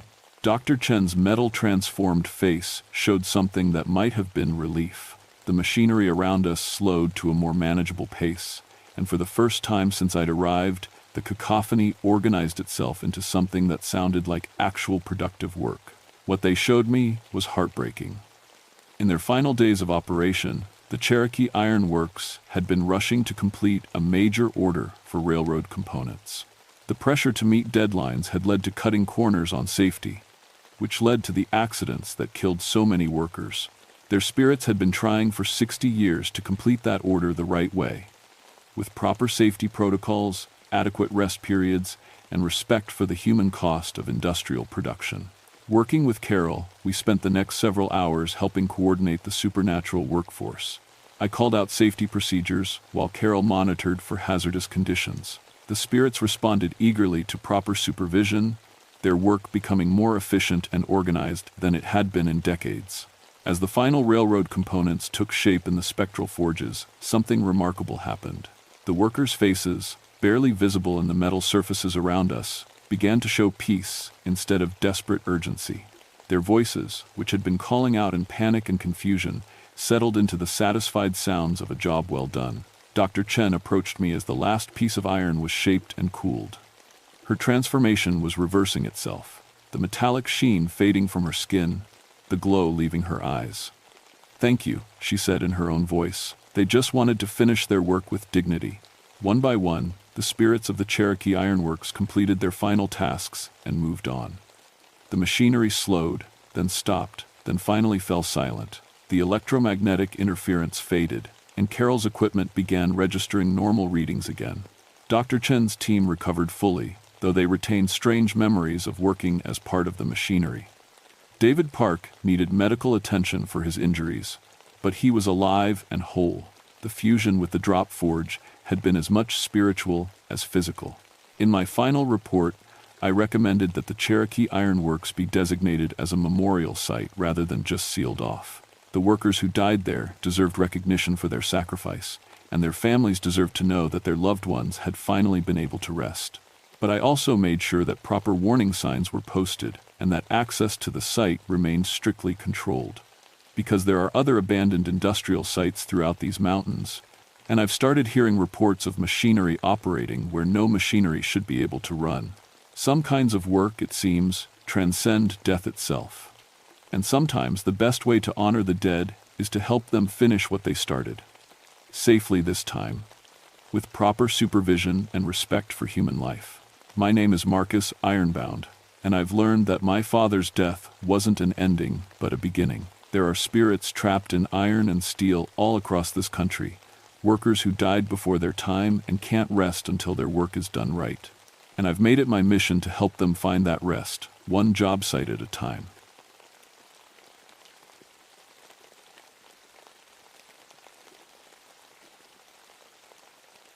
My name is Elizabeth Stonehart, and I've been a park ranger for 13 years. In all that time, I never believed grief could take physical form and hunt the living. I wish I still didn't. The Blue Ridge Parkway in North Carolina is beautiful, but Widow's Peak has always felt different. It's this rocky overlook that juts out from the mountain like a broken finger pointing at the sky. The locals named it after the Civil War, widows who threw themselves off the cliffs when their husbands never came home. Even now, people leave flowers there. White roses mostly, sometimes baby's breath. They say it's for the widows who never rest. I should know. I almost joined them 3 years ago. My husband Jake died in a climbing accident when I was 33. One minute he was laughing and calling down to me. The next minute the rope went slack and he was gone. For months afterward, I'd drive up to Widow's Peak and sit on the stone barrier, looking down at those jagged rocks below. The wind would whisper through the pines, and sometimes I swear I could hear voices calling my name. But that's grief for you. It plays tricks on your mind. That's why I got into crisis intervention. After Jake died, I learned everything I could about suicide prevention and grief counseling. I figured if I could help other people through their darkest moments, maybe I could make sense of my own. The Park Service was happy to have someone with my training, especially for a place like Widow's Peak. The overlook sits at the end of a winding road that takes 20 minutes to climb. There's nowhere to go but up or down, and cell phone service cuts out about halfway. When someone drives up there with bad intentions, they want to be alone. That's when I get the call. Dr. Thomas Comfortwise is the park psychologist who usually works with me. He's this gentle man with gray hair and kind eyes who talks people down better than anyone I've ever seen. We make a good team. He handles the talking, I handle the safety protocols. In 3 years, we've never lost anyone. Until this week. It started on Monday when we got 3 separate calls about people in distress at Widow's Peak. 3 different women, all widows, all in their 20s and 30s. That's unusual. Usually we get maybe 1 call a month, and it's typically men in their 40s having midlife crises. But these women all told the same story. They said they heard voices calling to them. Women's voices, sad and longing, coming from the mountain itself. They said the voices knew their names, knew about their husbands, knew exactly what to say to make the pain feel unbearable. Dr. Comfortwise and I managed to talk them all back from the edge. But something felt wrong. Really wrong. They all had this glazed look in their eyes, like they were listening to something we couldn't hear. And when we asked them to describe the voices, they got this faraway expression and said the same thing. They sound like they're crying. By Wednesday, we'd had 5 more calls. All young widows. All hearing voices. That's when I started to suspect we weren't dealing with ordinary grief anymore. The thing about Widow's Peak is that it's always been a sad place. Even on sunny days, there's this heaviness in the air, like the mountain itself is holding its breath. The mist never quite clears from the valleys below, and the wind always sounds like sighing. People feel it the moment they step out of their cars. I used to think it was just the history of the place. When you know that dozens of heartbroken women have jumped from these cliffs over the past 150 years, it changes how you see the rocks and trees. But lately, I've been wondering if history can leave deeper marks than we realize. On Thursday morning, I decided to drive up to Widow's Peak alone, before my shift started. I told myself I wanted to check the safety barriers and look for anything unusual. But really, I just needed to see the place with fresh eyes. The parking area was empty except for my truck. I walked to the overlook and stood where the stone barrier meets the cliff edge. The valley spread out below me, green and misty and beautiful. Birds sang in the trees behind me. Everything seemed perfectly normal. Then I heard it, a woman crying, soft and heartbroken, coming from somewhere down the mountainside. I leaned over the barrier and looked down the rocky slope, but I couldn't see anyone. The crying continued, rising and falling like wind through leaves. It was the saddest sound I'd ever heard, the kind of grief that comes from losing everything that ever mattered. "Hello?" I called out. "Are you hurt? Do you need help?" The crying stopped immediately, like someone had flipped a switch. I stood there for 10 minutes, listening, but the mountain had gone completely silent. Even the birds had stopped singing. That's when I knew we were dealing with something beyond normal grief counseling. I drove back down the mountain with my hands shaking on the steering wheel. 13 years as a ranger, and I'd never experienced anything I couldn't explain. I deal with facts, weather patterns, wildlife behavior, human psychology. But facts don't account for disembodied crying that stops when you try to help. I found Dr. Comfortwise in his office at the visitor center, reading through incident reports. His gray hair was messier than usual, and he had that tired look he gets when he's worried about something. "Elizabeth," he said when I knocked on his doorframe, "I was hoping you'd stop by. We need to talk about these recent calls." I sat down across from his desk. I just came from Widow's Peak. "Tom," I heard crying coming from the mountainside, but when I looked, there was nobody there. He set down his papers and studied my face. "You're sure it wasn't wind or animals?" "I've been hiking these mountains for 20 years. I know what wind sounds like." This was a woman crying. I leaned forward. The same kind of crying those widows described. Dr. Comfortwise opened a file folder and spread out several forms. "I've been analyzing the pattern of our recent calls. Look at this." The incident reports all had similar details. Young women, recently widowed, drawn to Widow's Peak by voices they couldn't ignore. But there was something else. They'd all lost their husbands in different ways. Car accidents, illness, one military casualty. Nothing connecting them except their grief. "They're not copycat cases, Doctor," Comfortwise said. "These women don't know each other. They live in different towns, different counties, but they all describe hearing the same voices." "What kind of voices?" "Women calling to them by name, telling them they understand their pain, promising that the hurt will end if they just take one step forward." He looked up at me. "Elizabeth, in 30 years of psychology, I've never seen anything like this." That afternoon, we got another call. A 28-year-old woman named Sarah, whose husband had died in a motorcycle accident 2 months ago. She was calling from Widow's Peak, and she sounded different from the others. Calmer, almost peaceful. "They're here with me now," she said when I answered my radio. "They understand what I'm going through. They lost their husbands, too." "Sarah, I'm Ranger Stoneheart. I talked to you yesterday, remember? You drove down the mountain and said you felt better." That was before I knew they were real. Her voice had this dreamy quality, like she was talking in her sleep. "They showed me where their husbands are buried. Down in the valley, in graves nobody tends anymore."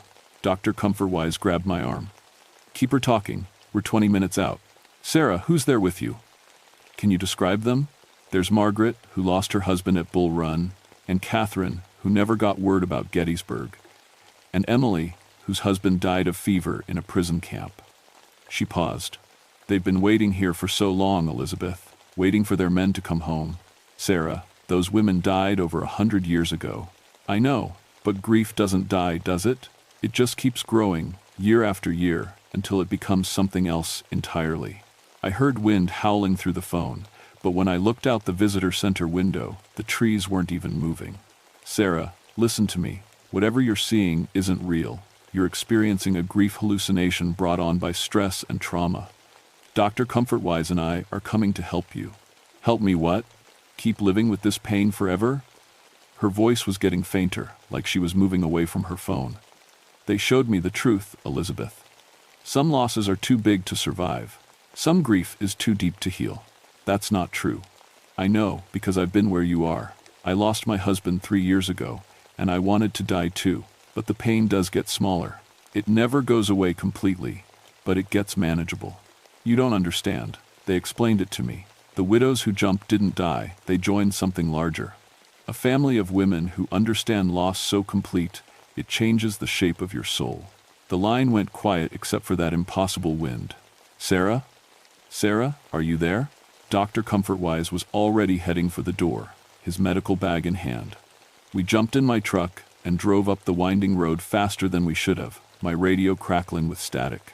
When we reached the parking area, Sarah's car was there, driver's door hanging open, keys still in the ignition. Her purse sat on the passenger seat, cell phone on top, still connected to our call. We ran to the overlook and found her standing at the stone barrier, staring down into the mist-filled valley. She wasn't alone. There were women with her. Translucent figures in long dresses and black mourning veils, standing along the cliff edge like a receiving line. They flickered in and out of sight, becoming solid for a moment before fading back to smoke and shadow. Dr. Comfortwise stopped so suddenly I almost ran into him. "Dear God," he whispered. The ghostly women turned to look at us, and their faces were the most heartbroken things I'd ever seen. Hollow eyes that had cried every tear they had. Mouths open in silent wails of grief that had lasted more than a century. Sarah turned too, and her face looked exactly like theirs. "I'm going to join them," she said, and her voice echoed with the sound of all those other women speaking at once. "I'm going to help them wait." She stepped up onto the stone barrier. That's when I realized we weren't dealing with ordinary ghosts. We were dealing with grief so powerful it had become a living thing, feeding on sorrow and growing stronger with each new widow who joined its endless vigil. And it wanted to recruit me too. "Sarah, stop." I lunged forward, but Dr. Comfortwise caught my arm. "Don't get too close," he whispered. "They're trying to pull her in." The ghostly women were reaching out to Sarah with translucent hands, and where they touched her, her skin began to fade. She was becoming like them, piece by piece, transparent and lost to everything except grief. "I can feel their husbands calling," Sarah said, her voice growing distant. "From the battlefield, from the hospitals, from the graves nobody visits. They're still waiting for their wives to join them. Sarah, your husband wouldn't want this for you." I kept my voice steady, using every crisis intervention technique I knew. "Think about what he loved about you. Think about the life he wanted you to live." For a moment, she hesitated. The ghostly women hissed like wind through dead leaves, and their grip on her loosened. But then one of them, a tall woman in a tattered wedding dress, leaned close to Sarah's ear. I couldn't hear what she whispered, but Sarah's face crumpled with fresh pain. "He's calling my name," she sobbed. "David is calling for me. They showed me where he is." She stepped toward the edge. I broke free from Dr. Comfortwise's grip and tackled her, pulling her back from the barrier. The moment I touched her, a wave of grief hit me like a physical blow. Not my grief for Jake, but something older and deeper. The accumulated sorrow of every woman who'd ever lost everything that mattered. For a second, I saw what Sarah saw. A valley full of graves, and ghostly men in uniform standing among the headstones, calling out names and voices thick with longing. I saw Jake too, standing at the edge of the cemetery in his climbing gear, reaching out to me with a smile that broke my heart all over again. "Elizabeth," he said, and his voice was exactly like I remembered. "I've been waiting for you." The pull was incredible. Every part of me wanted to let go, to run to him, to end the 3 years of missing him that felt like a wound that would never heal. But then I remembered something Dr. Comfortwise had taught me. Grief lies. It tells you the pain will last forever. It tells you there's no point in going on. It tells you that love means suffering, when really, love means living. I dragged Sarah away from the cliff edge and shook her hard. "Look at me. Look at my eyes, not at them." She blinked, and for a moment her face cleared. "Elizabeth, what's happening to me? You're being influenced by something that feeds on grief, something that wants to trap you in your worst moment forever." I helped her stand.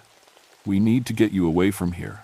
The ghostly women shrieked, a sound like wind tearing through broken glass. They moved toward us, and the temperature dropped 20 degrees in an instant. Frost formed on the stone barrier, and our breath came out in visible puffs. Dr. Comfortwise stepped between us and the ghosts. "You have no right to her," he said firmly.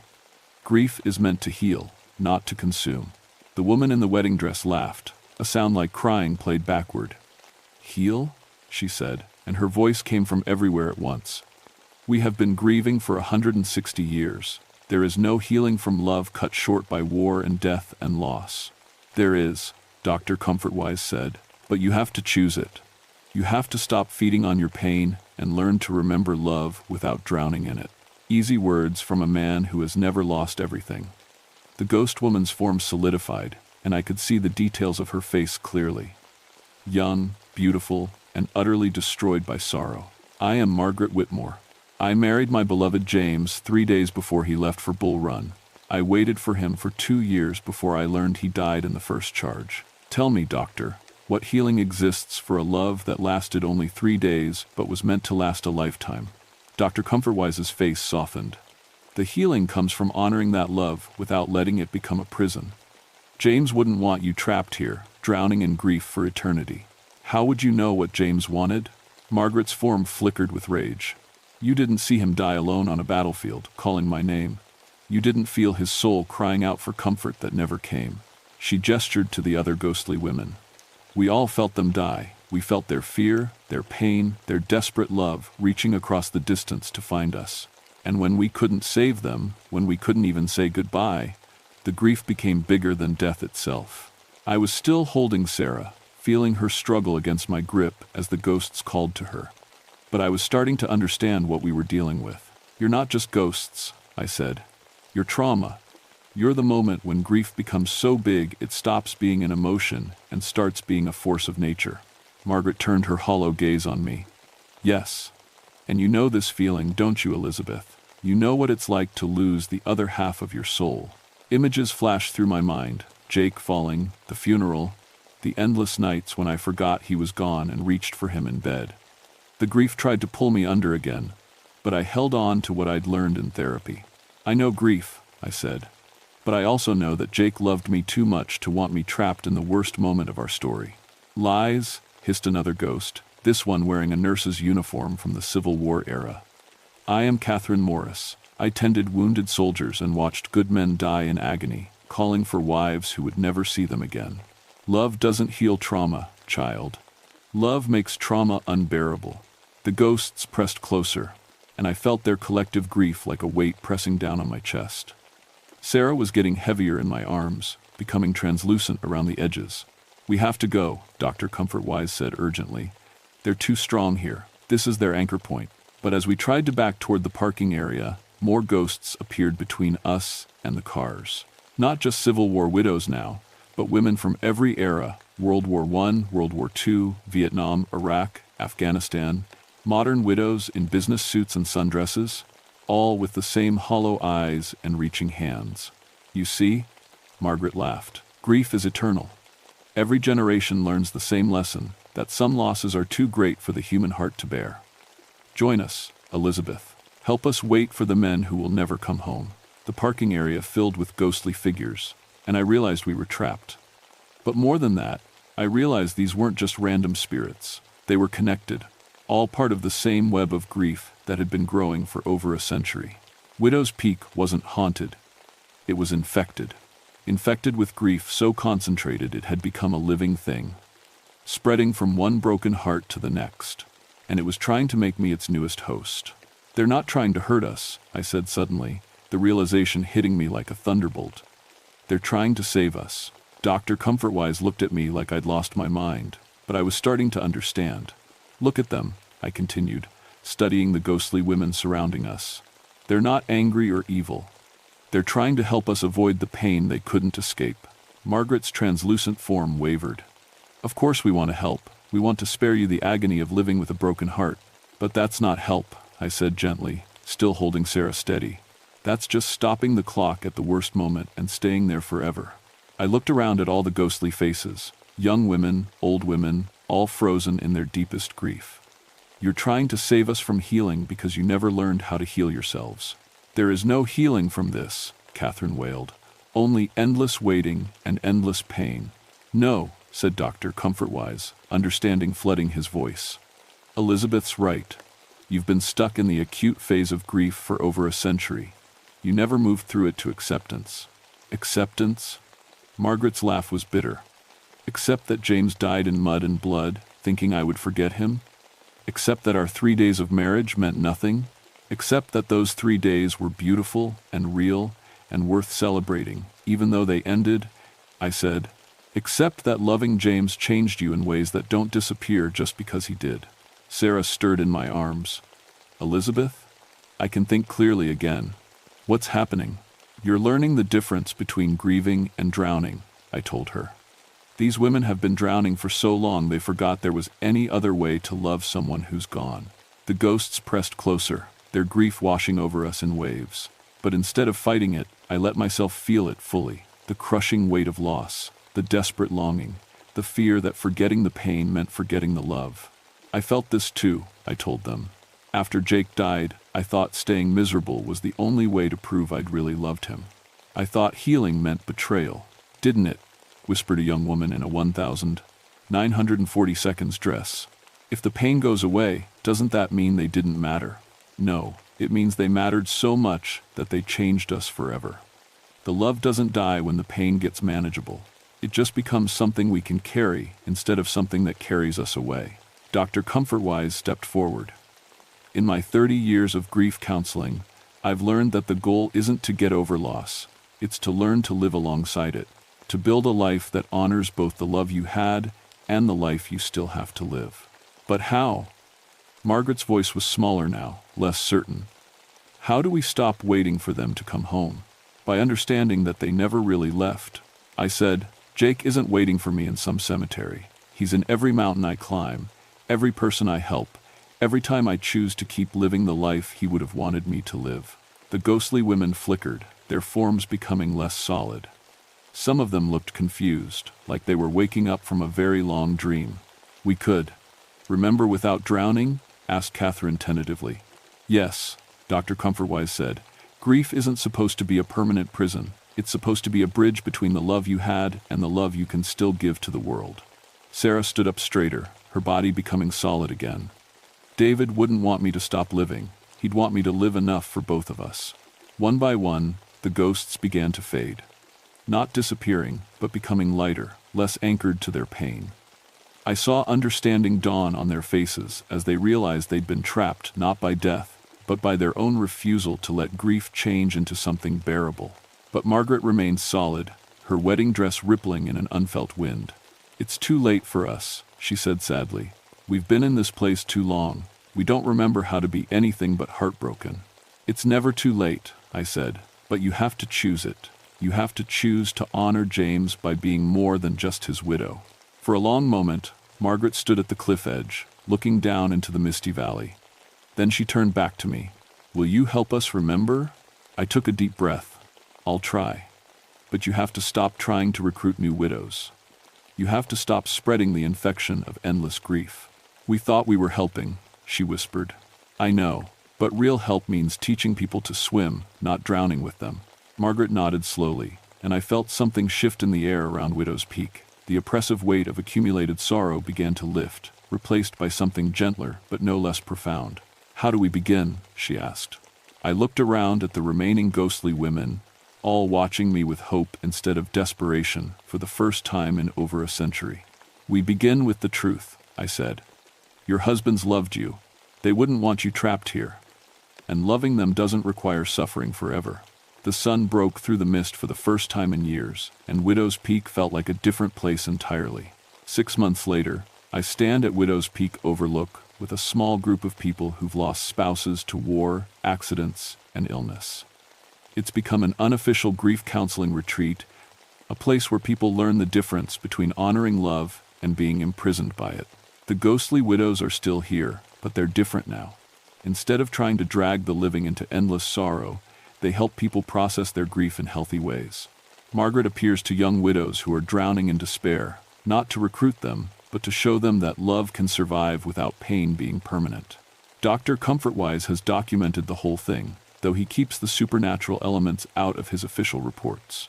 He says the important thing isn't whether people believe in ghosts, but whether they believe in the possibility of healing. Sarah comes to our monthly gatherings. She started a scholarship fund in her husband's name and is taking classes to become a grief counselor herself. She says David would be proud that his death led to something that helps other people live. The suicide rate at Widow's Peak has dropped to 0. Word has spread quietly through the community that it's become a place of healing instead of a place of ending. People still leave flowers, but now they're celebrating love instead of mourning its absence. I've changed too. I still miss Jake every day, but the missing has become gentle instead of crushing. I can think about our good times without drowning in our last moment. I can love him without hating my life after him. Margaret visits me sometimes, usually when I'm working late at the visitor center. She tells me about the other ghostly widows learning to let go, about Civil War soldiers finally able to rest because their wives stopped trying to die to reach them. We thought love meant suffering, she told me last week. We forgot that love means wanting the best for someone, even when they're gone. The strange thing is, I've started seeing other supernatural activity in the park. Not malevolent stuff, just spirits who got stuck in trauma and forgot how to move forward. A hiker who died in a storm and kept trying to save other hikers from the same fate, even though his interference made things worse. A ranger from the 1,952nd who couldn't accept retirement and kept trying to do his rounds decades after his death. It's like Widow's Peak was an anchor point for all kinds of unresolved trauma, and once we cleared the grief infection, other stuck souls started finding their way to healing too. Dr. Comfortwise thinks we've stumbled onto something important about how trauma can become a self-perpetuating force, spreading from person to person across generations until someone breaks the cycle. He's been consulting with other parks that have similar problems, places where tragedy created a kind of emotional quicksand that trapped both the living and the dead. I don't know if we're dealing with real ghosts or just the psychological imprint of intense emotions, and honestly, I don't think it matters. What matters is that Widow's Peak has become a place where people learn that love is stronger than grief, even when grief feels like the most powerful force in the universe. Sometimes, late in the evening when I'm closing up the visitor center, I hear the sound of women talking softly on the mountain. But it's different now. Instead of endless crying, it's the murmur of people sharing stories, offering comfort, teaching each other that healing is possible. The widows are still there, but they're no longer mourning, they're remembering. And sometimes, in the space between sunset and dark, I swear I can hear them laughing.